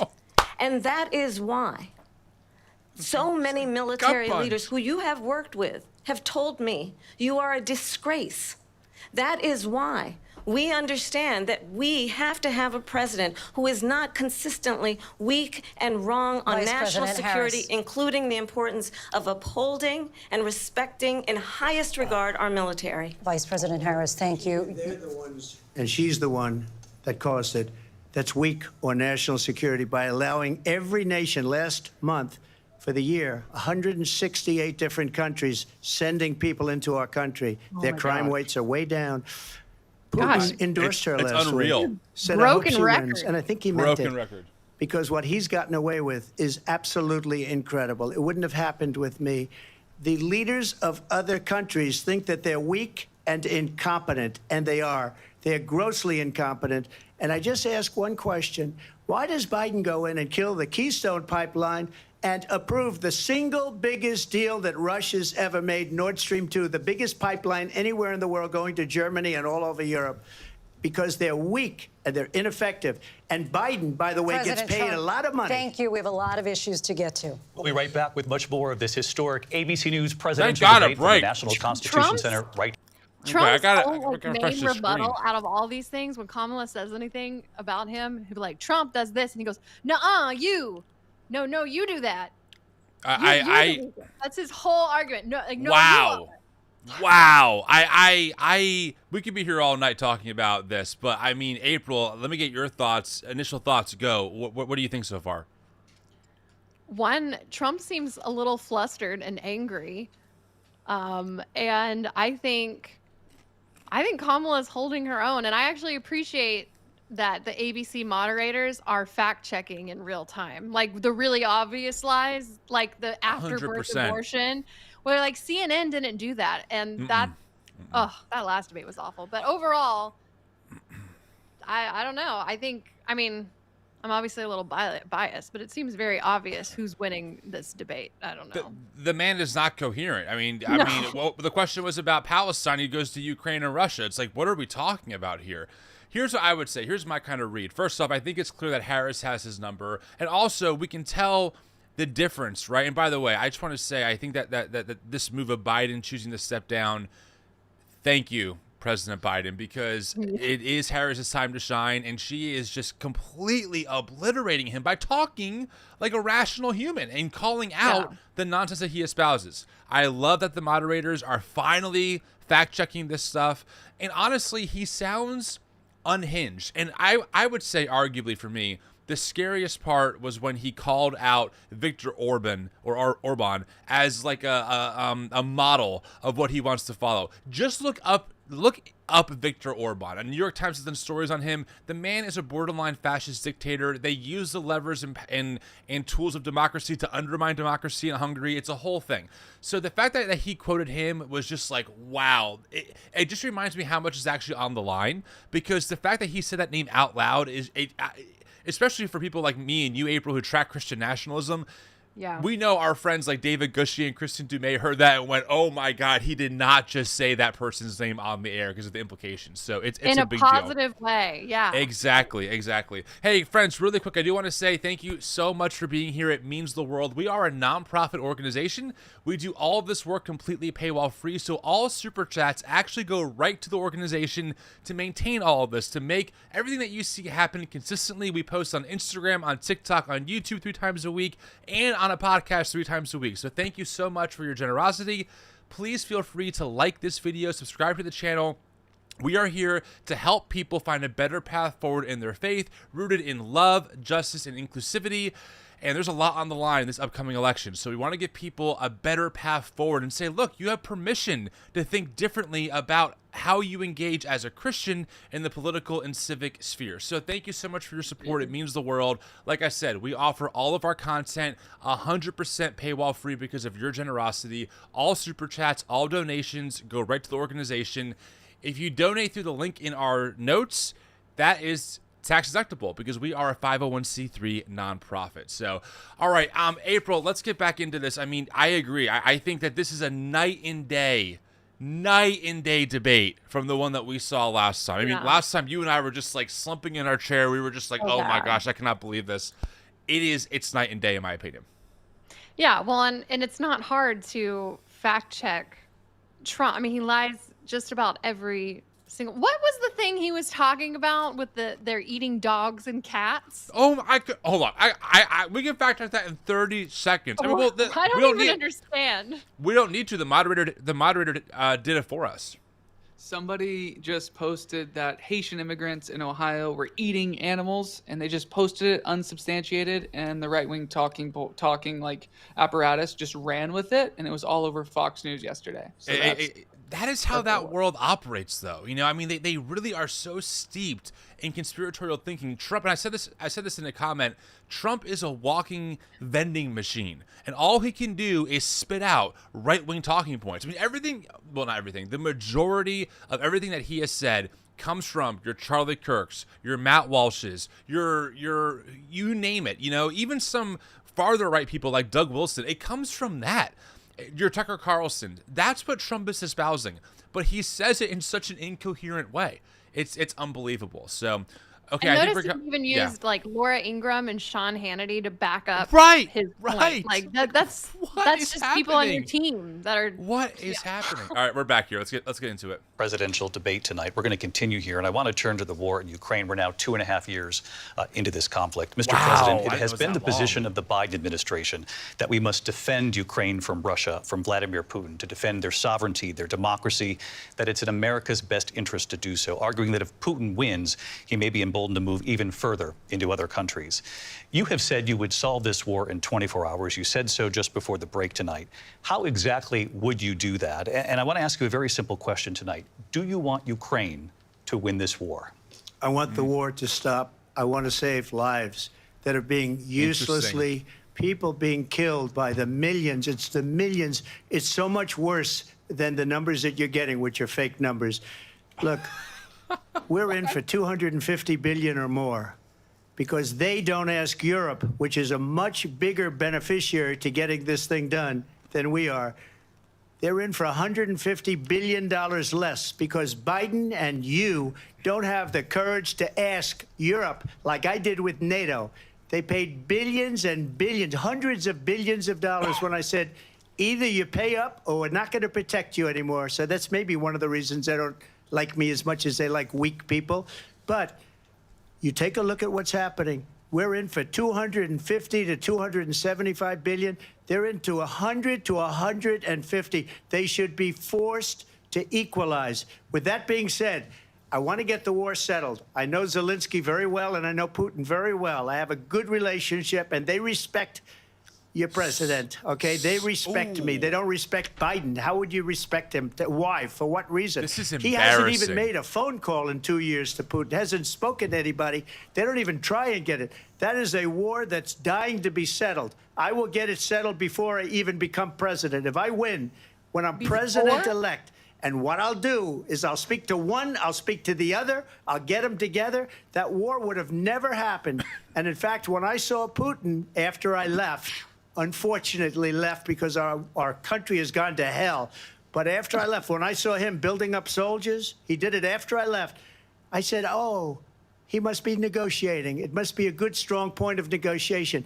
Well, it wasn't, because Biden had no idea how to talk to him. He had no idea how to stop it. And now you have millions of people dead, and it's only getting worse, and it could lead to World War III. Don't kid yourself, David. We're playing with World War III, and we have a president that we don't even know if he's... Where is our president? We don't even know if he's a president. And just to clarify they here... threw him out of a campaign like a dog. We don't even know. Is he our president? But we have a president, Mr. President, that doesn't know he's alive. Your time is up. Just to Doesn't clarify know he's the question, alive? do you believe it's in the U.S. best interest for Ukraine to win this war, yes or no? I think it's the U.S. best interest to get this war finished and just get it done. All right. Negotiate a deal, because we have to stop all of these human lives from being destroyed. I want to take this to Vice President Harris. I want to get your thoughts on shocking. support for Ukraine in this moment, but also as Commander-in-Chief, if elected, how would you deal with Vladimir Putin, and would it be any different from what we're seeing from President Biden? Well, first of all, it's important to remind the former president you're not running against Joe Biden, you're running against me. I believe the reason that Donald Trump says that this war would be over within 24 hours is because he would just give it up. And that's not who we are as Americans. Let's understand what happened here. I actually met with Zelensky a few days before Russia invaded, tried through force to change territorial boundaries, to defy one of the most important international rules and norms, which is the importance of sovereignty and territorial integrity.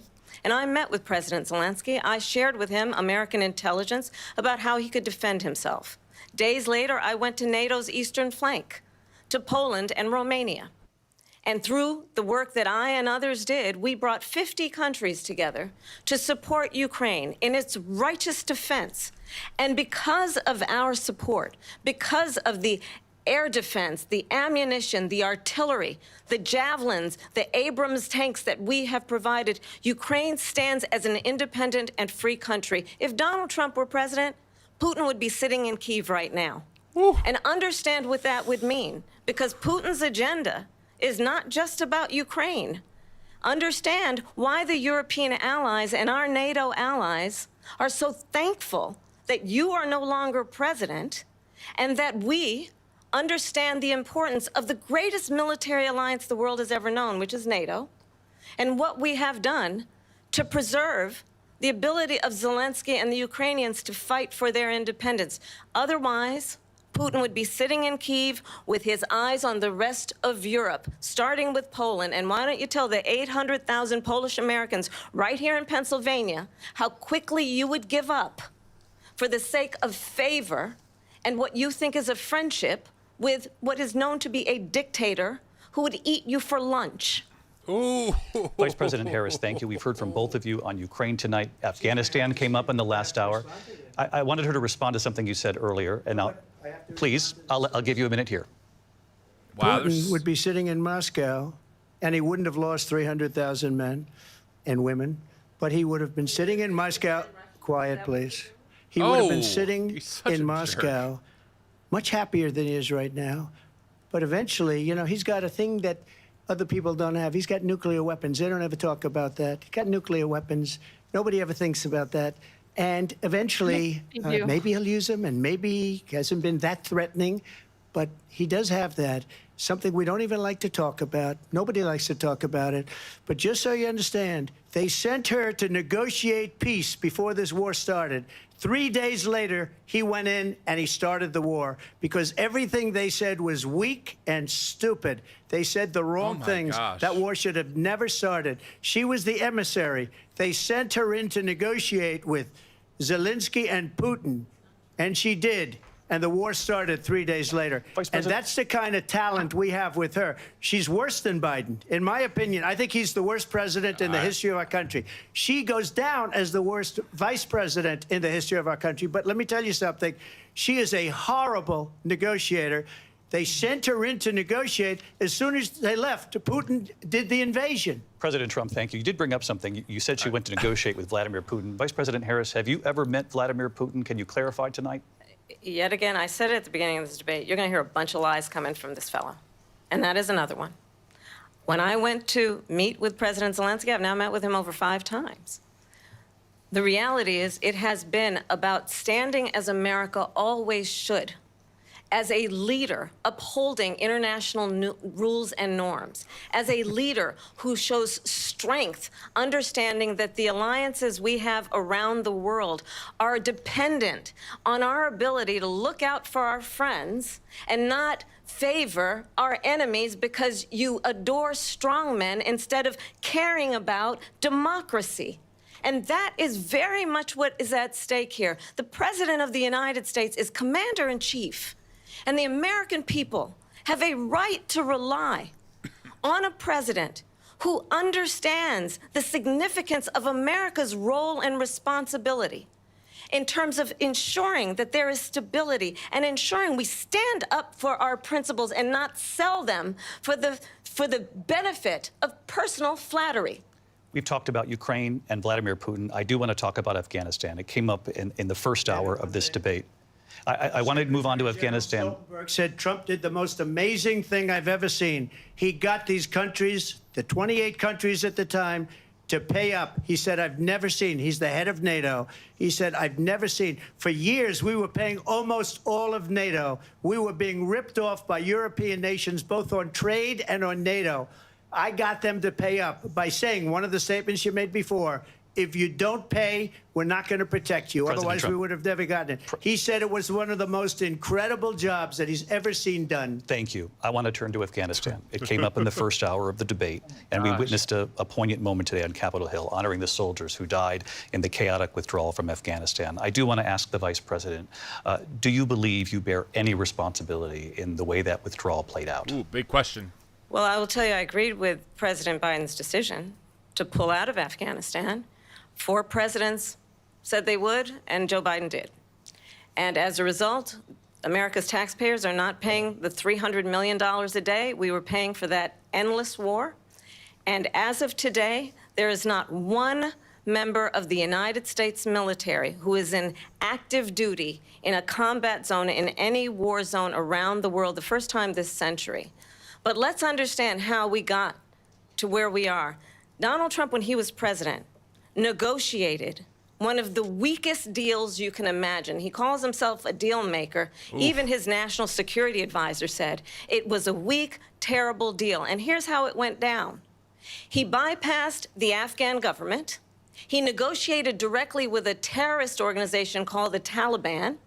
The negotiation involved the Taliban getting 5,000 Taliban terrorists released. And get this, and the president at the time invited the Taliban to Camp David, a place of storied significance for us as Americans, a place where we honor the importance of American diplomacy, where we invite and receive respected world leaders.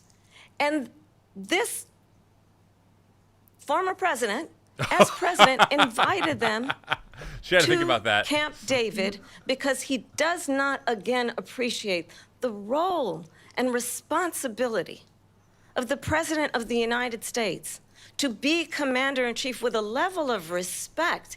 And this gets back to the point of how he has consistently disparaged and demeaned members of our military, fallen soldiers, and the work that we must do to uphold the strength and the respect of the United States of America around the world. Vice President Harris, thank you. President Trump, your response to her saying that you began the negotiations with the Taliban. So if you take a look at that period of time, the Taliban was killing our soldiers, a lot of them, with snipers. And I got involved with the Taliban because the Taliban was doing the killing. That's the fighting force within Afghanistan. They don't bother doing that because, you know, they deal with the wrong people all the time. But I got involved. And Abdul is the head of the Taliban. He is still the head of the Taliban. And I told Abdul, don't do it anymore. You do it anymore, you're going to have problems. And he said, why do you send me a picture of my house? I said, you're going to have to figure that out, Abdul. And for 18 months, we had nobody killed. We did have an agreement negotiated by Mike Pompeo. It was a very good agreement. The reason it was good, it was we were getting out. We would have been out faster than them, but we wouldn't have lost the soldiers. We wouldn't have left many Americans behind, and we wouldn't have left We wouldn't have left $85 billion worth of brand new, beautiful military equipment behind. And just to finish, I'm so they confused. blew it. The agreement said you have to do this, and they didn't do it. They didn't do it. The agreement was terminated by us because they didn't do what they were supposed to do. I want to move on. And these people did the worst withdrawal, and in my opinion, the most embarrassing moment in the history of our country. And by the way, that's why Russia attacked Ukraine, because they saw how incompetent she and her boss are. President That's Trump, thank you. why. I want to move on now to race and politics in this country. Mr. Oh. President, you recently said of Vice President Buckle up, Harris, friends. quote, "I didn't know she was black until a number of years ago when she happened to turn black, and now she wants to be known as black." I want to ask a bigger picture question So here lost. tonight. Why do you believe it's appropriate to weigh in on the racial identity of your opponent? I don't, and I don't care. I don't care what she is. I don't care. You make a big deal out of something, I couldn't care less. Whatever she wants to be is okay with me. But those were your words, so I'm I asking. don't know. I don't know. I mean, all I can say is I read where she was not black, Oh, that she accordion put out, hands. and I'll say that. Look at And her then face. Look at her I read face. that She's she was like, what are black, you talking and that's about? okay. Either one was Y'all got a okay with me. bingo. That's up to her. That's up We to got her. bingo? Vice President Harris, your thoughts on this?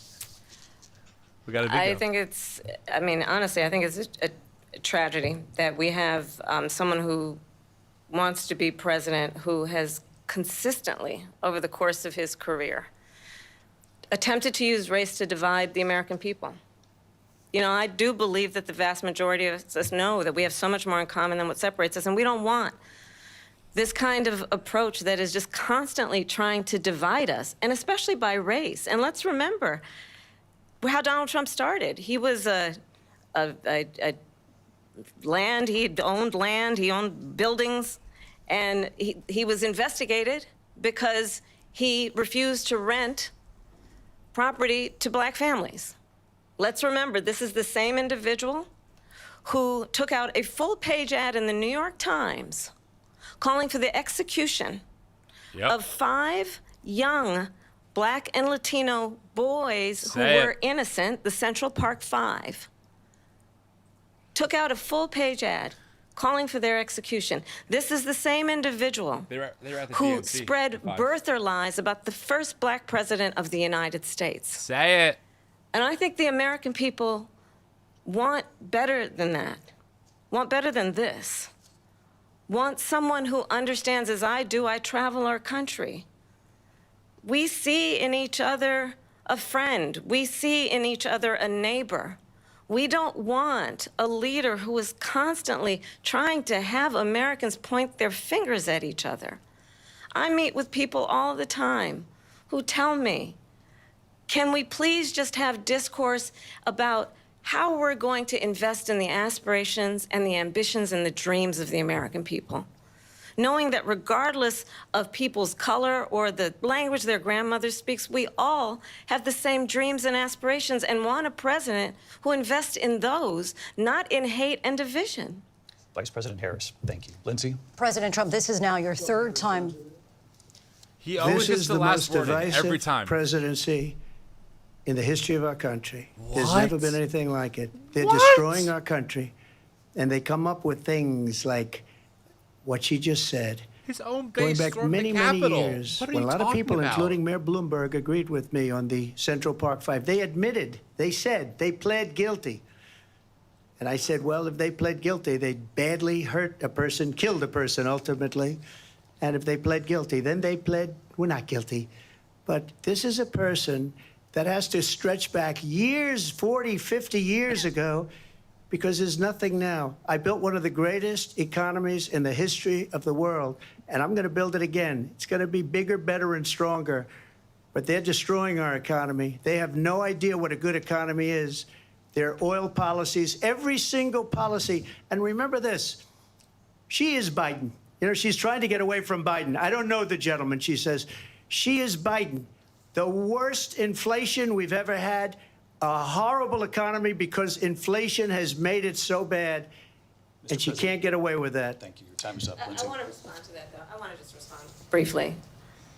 Clearly, Respond. I am not Joe Biden, and I am certainly not Donald Trump. And what I do offer is a new generation of leadership for our country.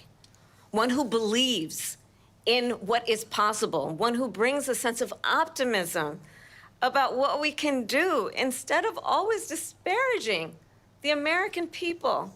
I believe in what we can do to strengthen our small businesses, which is why I have a plan. Let's talk about our plans and let's compare the plans. I have a plan to give startup businesses $50,000 tax deduction, to pursue their ambitions, their innovation, their ideas, their hard work. I have a plan, $6,000 for young families for the first year of your child's life, to help you in that most critical stage of your child's development. I have a plan that is about allowing people to be able to pursue what has been fleeting in terms of the American dream by offering a help with down payment of $25,000 down payment assistance for first-time home buyers. Ridiculous. That's the kind of conversation, I believe, David, that people really want tonight, as opposed to a conversation that is constantly about belittling and name-calling. Let's turn the page Vice President and move Harris, forward. thank you. Let's turn to policy. President Trump, we have to move on. President Trump. Let's turn to policy, She please. has a plan to defund the police. She has a plan to confiscate everybody's gun. President Trump, she we has do a have to plan move to on to not other allow issues. fracking in Pennsylvania or anywhere else. Okay. That's Thank you, what Mr. her President. plan is until just recently. I just need Lindsay, to go ahead. respond President because Trump, the President former Trump, president has said no, I'm something sorry. twice that I need to No, respond to. I'm sorry. We're I going Say to it, say move it. on, Vice One President time Harris. to what he has President said Trump, this multiple is now times. your Yes. third time running for president. Wow. You have long vowed to repeal and replace the Affordable Care Act, also known as Obamacare. You have failed to accomplish that. You now say you're going to keep Obamacare, quote, unless we can do something much better. Last month, you said, quote, we're working on it. So tonight, 9 years after you first started running, do you have a plan, and can you tell us what it is? Obamacare was lousy health care, always was. It's not very good today. And what I said, that if we come up with something, and we are working on things, we're going to do it and we're going to replace it. But remember this, I inherited Obamacare because Democrats wouldn't change it. They wouldn't vote for it.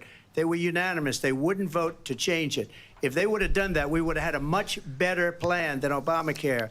But the Democrats came up. They wouldn't vote for it. I had a choice to make when I was president. Do I save it and make it as good as it can be, never going to be great, or do I let it rot?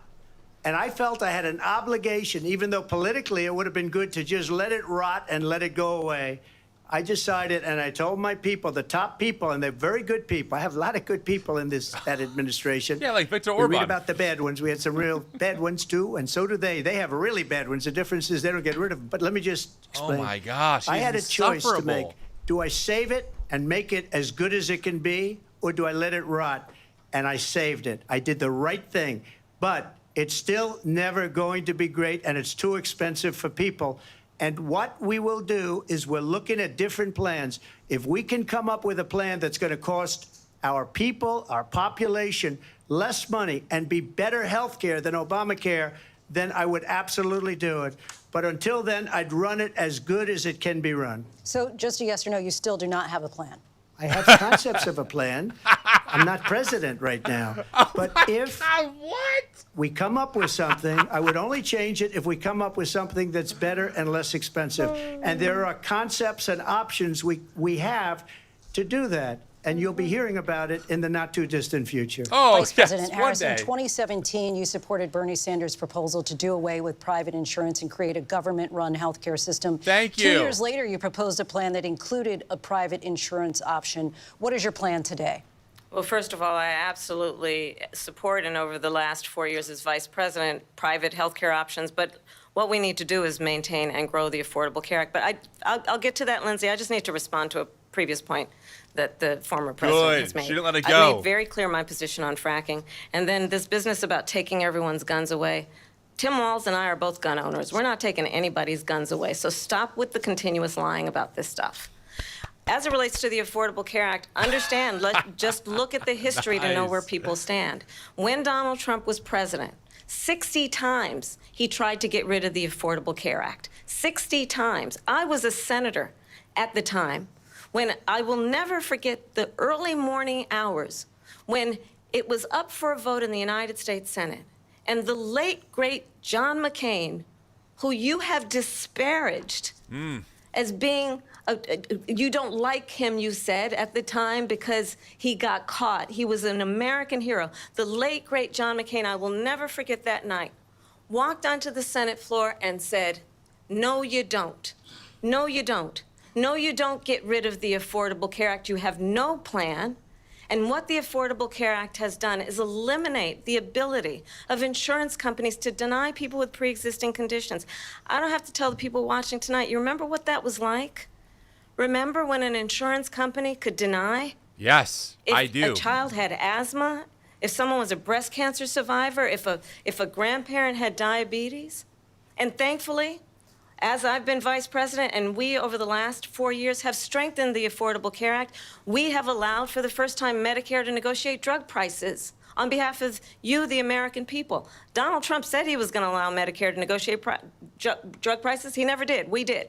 And now we have capped the cost of insulin at $35 a month. Since I've been vice president, we have capped the cost of prescription medication for seniors at $2,000 a year. And when I am president, we will do that for all people, understanding that the value I bring to this is that access to health care should be a right and not just a privilege of those who can afford it. And the plan has to be to strengthen the Affordable Care Act, not get rid of it. Vice President prologue Harris, thank in terms you. of where Donald Trump stands on that. I want to move to an issue that's important for a lot She made a mistake.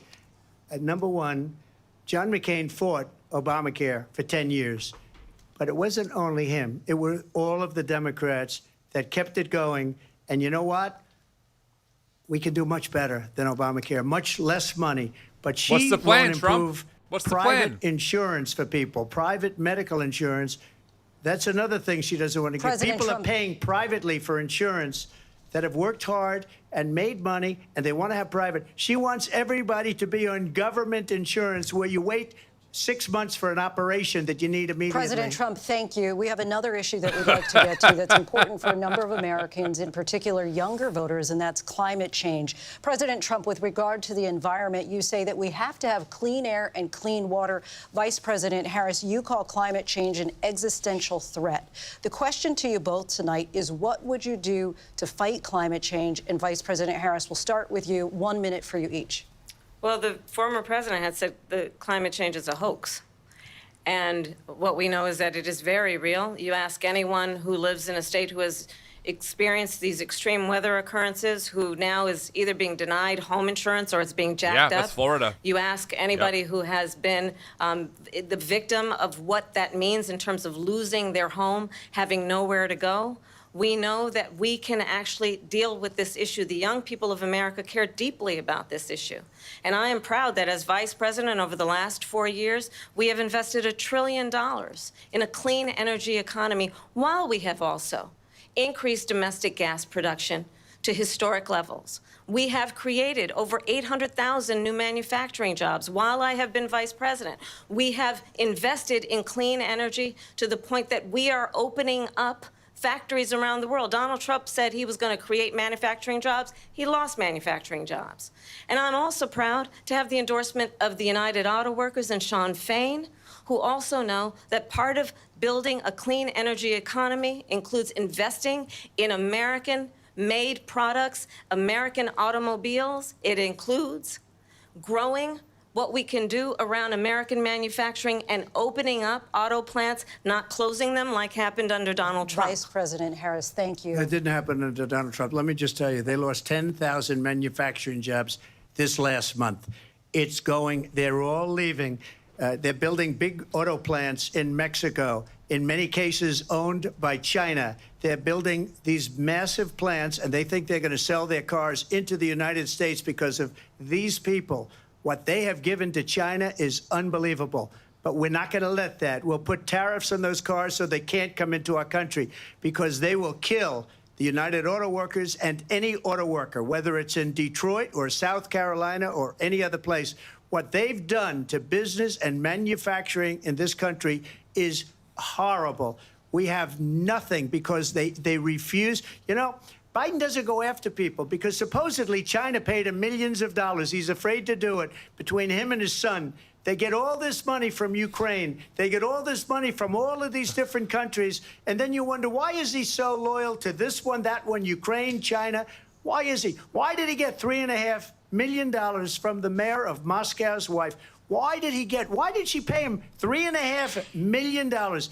This is a crooked administration, and they're selling our country down the tubes. President Trump, thank you. Thank you. We'll be right back with closing statements from both of our my candidates. gosh. An historic night, this ABC News presidential Historic debate. is one way to put it. I mean, April, can I just say it out loud? Holy shit. I mean, she has cooked him. Cooked. Your mic is muted. I don't have your mic on for some reason. Sorry, that was my bad. He You're also good. just seems a little more unhinged somehow than normal. Here's what I would say. In his opening statement when you first started talking, I'm like, whoa, he seems more poised and reserved. And within that statement, he moved to immigration. I'm like, oh, forget it. I was literally typing out that comment, like, wow, Trump looks reserved and poised. And then he went the hard right into immigration, and it's just been a complete disaster. Yeah, I mean, there's some things that Harris has said that I'm like, meh. She's dodged a couple questions as well, but overall, definitely, you would have to be a Trump supporter, like a diehard, to not think that Harris is winning this debate. I mean, and this is anyone who follows the channel, follows our work, is going to know that the comments about fracking, not a fan of. The comments about Israel Palestine, not really a fan of at all. For sure. And yes, there were several times where Harris just flat out did not answer the question. I think we all expect that from politicians to some degree, but Trump just seems incredibly unhinged. He's going off on tangents. And listen, I have had a good chunk of Bacardi here and Coke, so I am I'm a little, I'm spicy? here, but I'm a little spicy. And I'm like, is it just me? Am I missing something? Like, am I just blackout drunk? Because what is this man talking about? I cannot. I just can't. I can't follow it. It's I wonder if part embarrassing. of it. Yeah, she is getting under his skin more than anyone I've seen in debates with Trump up to this point. And I'm wondering if it's because she's a woman. She is a biracial woman, right? Right, like, who also takes no shit, and she is poised. She has not lost her composure one time. Not one time. And it's really bugging me how he refuses to look at her. I don't know if you've noticed. I agree. I don't think he's looked at her one time. She is speaking to him. And I think people know this, but there's no audience there. So it's just the moderators, the camera people, and then the two of them. And so I think it's just really, I think it's disrespectful. Well, to be fair, we're in front of us is a man who is found liable for sexually assaulting a woman, who brags about grabbing women by the you-know-what, who brags about his escapades assaulting women on hot mics. Are we supposed to be surprised by this? What should shock us the most is that 80% of white evangelicals threw the right behind this man and will probably do it again in just a few months, despite this performance, despite Trump even saying, I have no plan. Trump literally... If Harris or Biden said what Trump said tonight, right-wing media would be all over it. Biden has lost his mind. Get him inspected by a doctor. Harris has no plan. They hate the country. Trump said things that are like shockingly bad even for Trump. Did you notice too when they were like, they pressed him, so what's your plan? What's your plan? So do you have a plan? And finally he said, that's what I'm saying. I have a concept. Like, what are you talking about? What are you talking about? Friends, I would like to know for you in the chat. I've been reading all your chats. What your thoughts are so far. Do you think Trump has won the debate or Harris has won the debate? Let us know. Also, I want to say thank you so much for all of the super chats. We are a nonprofit organization. We do all of this work completely paywall free. We post 3 times a week on YouTube, 3 times a week on podcasts. We do all kinds of content on Instagram and TikTok. So all super chats or donations, they're not going to me. personally. They're going to the organization, and the money is overseen by a board treasurer and an accountant to make all of this possible. So thank you for your support. If you're enjoying the video and you have not subbed to our channel, please do so. We do content like this all the time, trying to help people find a better path forward in their faith. And of course, give this video a like. That is so important. It really helps let YouTube know to get this video out and recommend it to more and more people. So, you know, I think, April, to kind of sum up some of my thoughts here, it has been it's been a barbecue. I mean, Harris has been poised. She has not broken her composure. She's responded mostly with data and facts. She's dismantled all of his talking points in front of the whole world. And his response is only to double down and do what Trump does, which is to lie and go all over the place. I mean, it is truly unbelievable. It's like his whole strategy is ramble enough where they just forget what you're talking about and they can't catch what you're actually saying. I agree. Begin with you. So I think you've heard tonight two very different visions for our country. One that is focused on the future, and the other that is focused on the past, and an attempt to take us backward. But we're not going back. And I do believe that the American people know we all have so much more in common than what separates us. And we can chart a new way forward. And a vision of that includes having a plan, understanding the aspirations, the dreams, the hopes, the ambition of the American people, which is why I intend to create an opportunity economy, investing in small businesses, in new families, in what we can do around protecting seniors, what we can do that is about giving hardworking folks a break and bringing down the cost of living. I believe in what we can do together that is about sustaining America's standing in the world and ensuring that we have the respect that we so rightly deserve, including respecting our military and ensuring we have the most lethal fighting force in the world. I will be a president that will protect our fundamental rights and freedoms, including the right of a woman to make decisions about her own body and not have her government tell her what to do. I'll tell you, I started my career as a prosecutor. I was a DA, I was an attorney general, a United States senator, and now vice president. I've only had one client, the people. And I'll tell you, as a prosecutor, I never asked a victim or a witness, are you a Republican or a Democrat? The only thing I ever asked them, are you okay? And that's the kind of president we need right now. Someone who cares about you and is not putting themselves first. I intend to be a president for all Americans and focus on what we can do over the next 10 and 20 years to build back up our country by investing right now in you, the American people. Vice President Harris, thank you. President Compelling. Trump.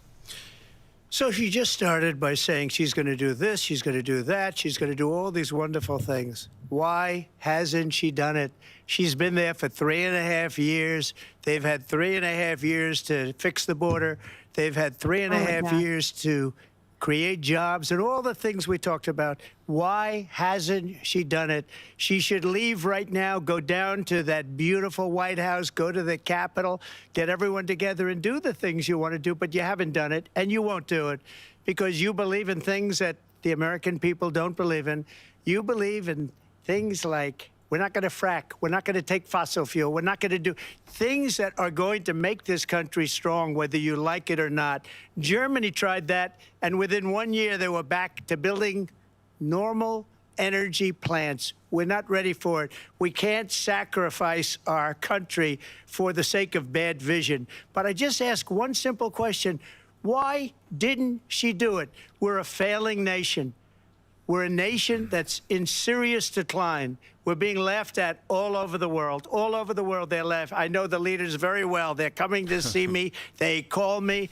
We're laughed at all over the world. They don't understand what happened to us as a nation. We're not a leader. We don't have any idea what's going on. We have wars going on in the Middle East. We have wars going on with Russia and Ukraine.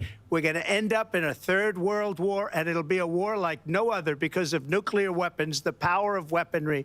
I rebuilt our entire military. She gave a lot of it away to the Taliban. She gave it to Afghanistan. what these people have done to our country, and maybe toughest of all is allowing millions of people to come into our country. Many of them are criminals, and they're destroying our country.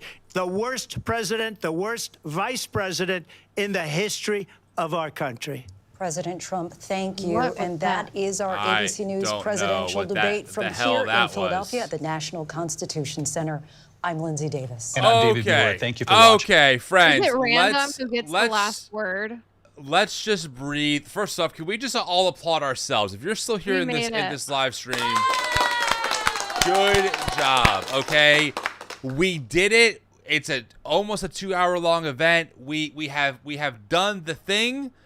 Give yourselves a ton of props. A ton of props. That was Tim, not I sent you easy. an updated. I texted you the latest bingo card results. Let me From see. what I remember, and it's possible I missed. Who won? I won. Did I win? No. Well, let's see. Yeah, you did. We both got bingo. No, I didn't get a bingo. You got a bingo, so you won. Okay, let me throw this in here if I can do that. Is this it?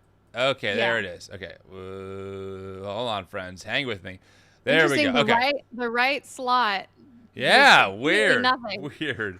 There it is. So, friends, thank you for being here. Thanks for the super chats. So, I mean, April, I am thinking we got a few minutes just to wrap this up. I am really. Oh wait, are they back on? No, they're not. Okay, good. They're just they did. He did bring up the surgeries. How did I miss that? I'm just really glad that Harris is running for president. That's all I will say about that.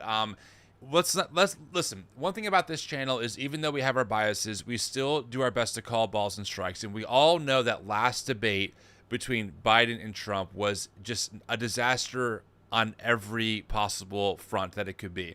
And there were some people who were mad at me that we said we said no, like, I'm sorry, Biden looked really terrible. And I understand that. We like who we like and we want those people to win. I understand. But we need to say the obvious part. Harris is a much more compelling candidate on every level. That's not diminishing the work that President Biden has done. His life as a career civil servant, so to speak, or politician, that's not diminishing any of that. But it was absolutely the right move, 1,000%, to make this change because Harris absolutely 100% smoked Trump tonight completely. I mean, it wasn't even close. It wasn't even close. The only way that people, by the way, I updated it. A couple people said I missed a couple, so I sent you another one. But the sad thing is people that are watching Fox News, they're probably saying that Trump won because guaranteed. Like there's someone had said in the chat earlier that Charlie Kirk had tweeted out that Donald Trump was like crushing Kamala. Let's go find out. Let's see what Charlie Kirk is tweeting these days on Threads. What is Charlie Kirk saying? How do I even find this dude on here? I'm not really on Threads a whole lot. I can look on my phone. Yeah, let's pull it up. Let's take a look. You're probably right. Here we go. Charlie Kirk. I found him. Okay. So Charlie Kirk, okay, he's fact checking. He's doubting that that Kamala owns a gun.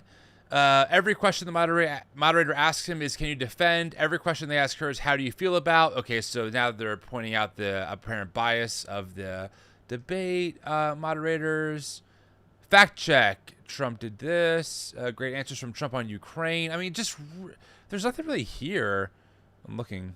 This is a drive-by debate. Jeez Louise. I mean, okay, here's the thing, friends. Here's the thing. I mean, let's just call it what it is.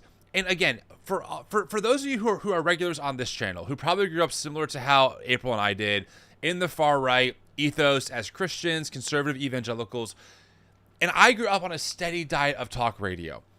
Talk radio and what has now become the far right media empire. So what I call are the big four: Prager University, The Blaze TV, Daily Wire, Turning Point USA, and the army of pundits and influencers that they have. They only have one goal. They're actually not driven by like data or by evidence. They're actually driven by their ideology. And their ideology is that the right-wing factions and the politicians that they endorse are always right and everyone else is always wrong no matter what. So Charlie's incentive and Charlie's job is not to actually call balls and strikes.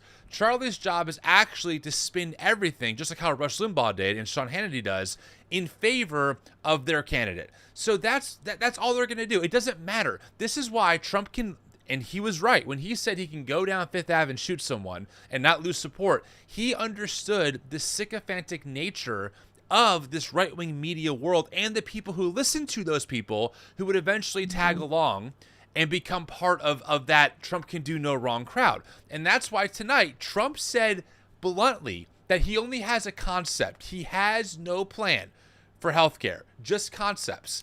And his base will go, yeah, that makes sense. Yeah, that's totally cool. Yeah, sure. No, he's saving America, without any specifics. And if you were here earlier in the stream, we did compare and contrast the two different candidates' visions. On Trump's website, it's 20 statements that have no drop-downs, no actually how-tos. It's just literal right-wing talking points. Meanwhile, on the Harris-Walz ticket, you can drop down every menu and see at least in theory what the plan is. Now, to be clear, every politician wants to put their best foot forward. They want to guarantee all these things. We know politics are more complicated than that. I get that, okay? I truly do.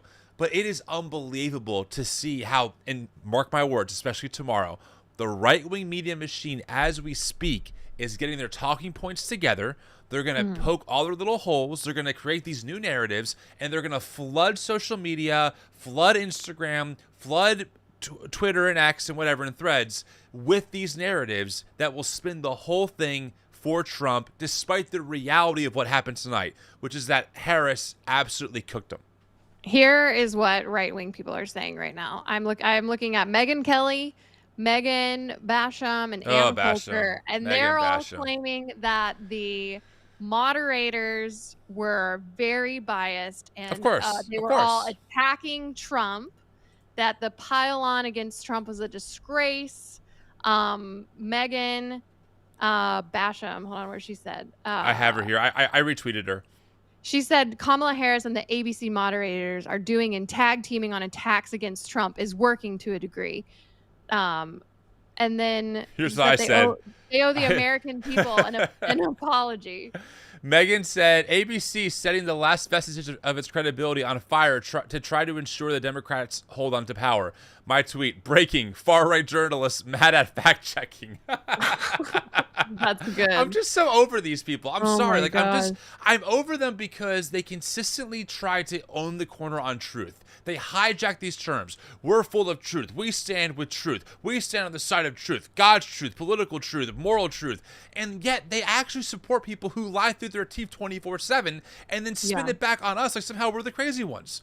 It's the ultimate gaslighting. It's ridiculous. Right, because they're not talking about, oh, Donald Trump was lying nonstop about after-birth abortions and a migrant invasion, or that they're eating dogs in Ohio and stealing people's pets. They're not mad about the fact that Trump is lying and making these sensationalized extreme claims that would rally his base.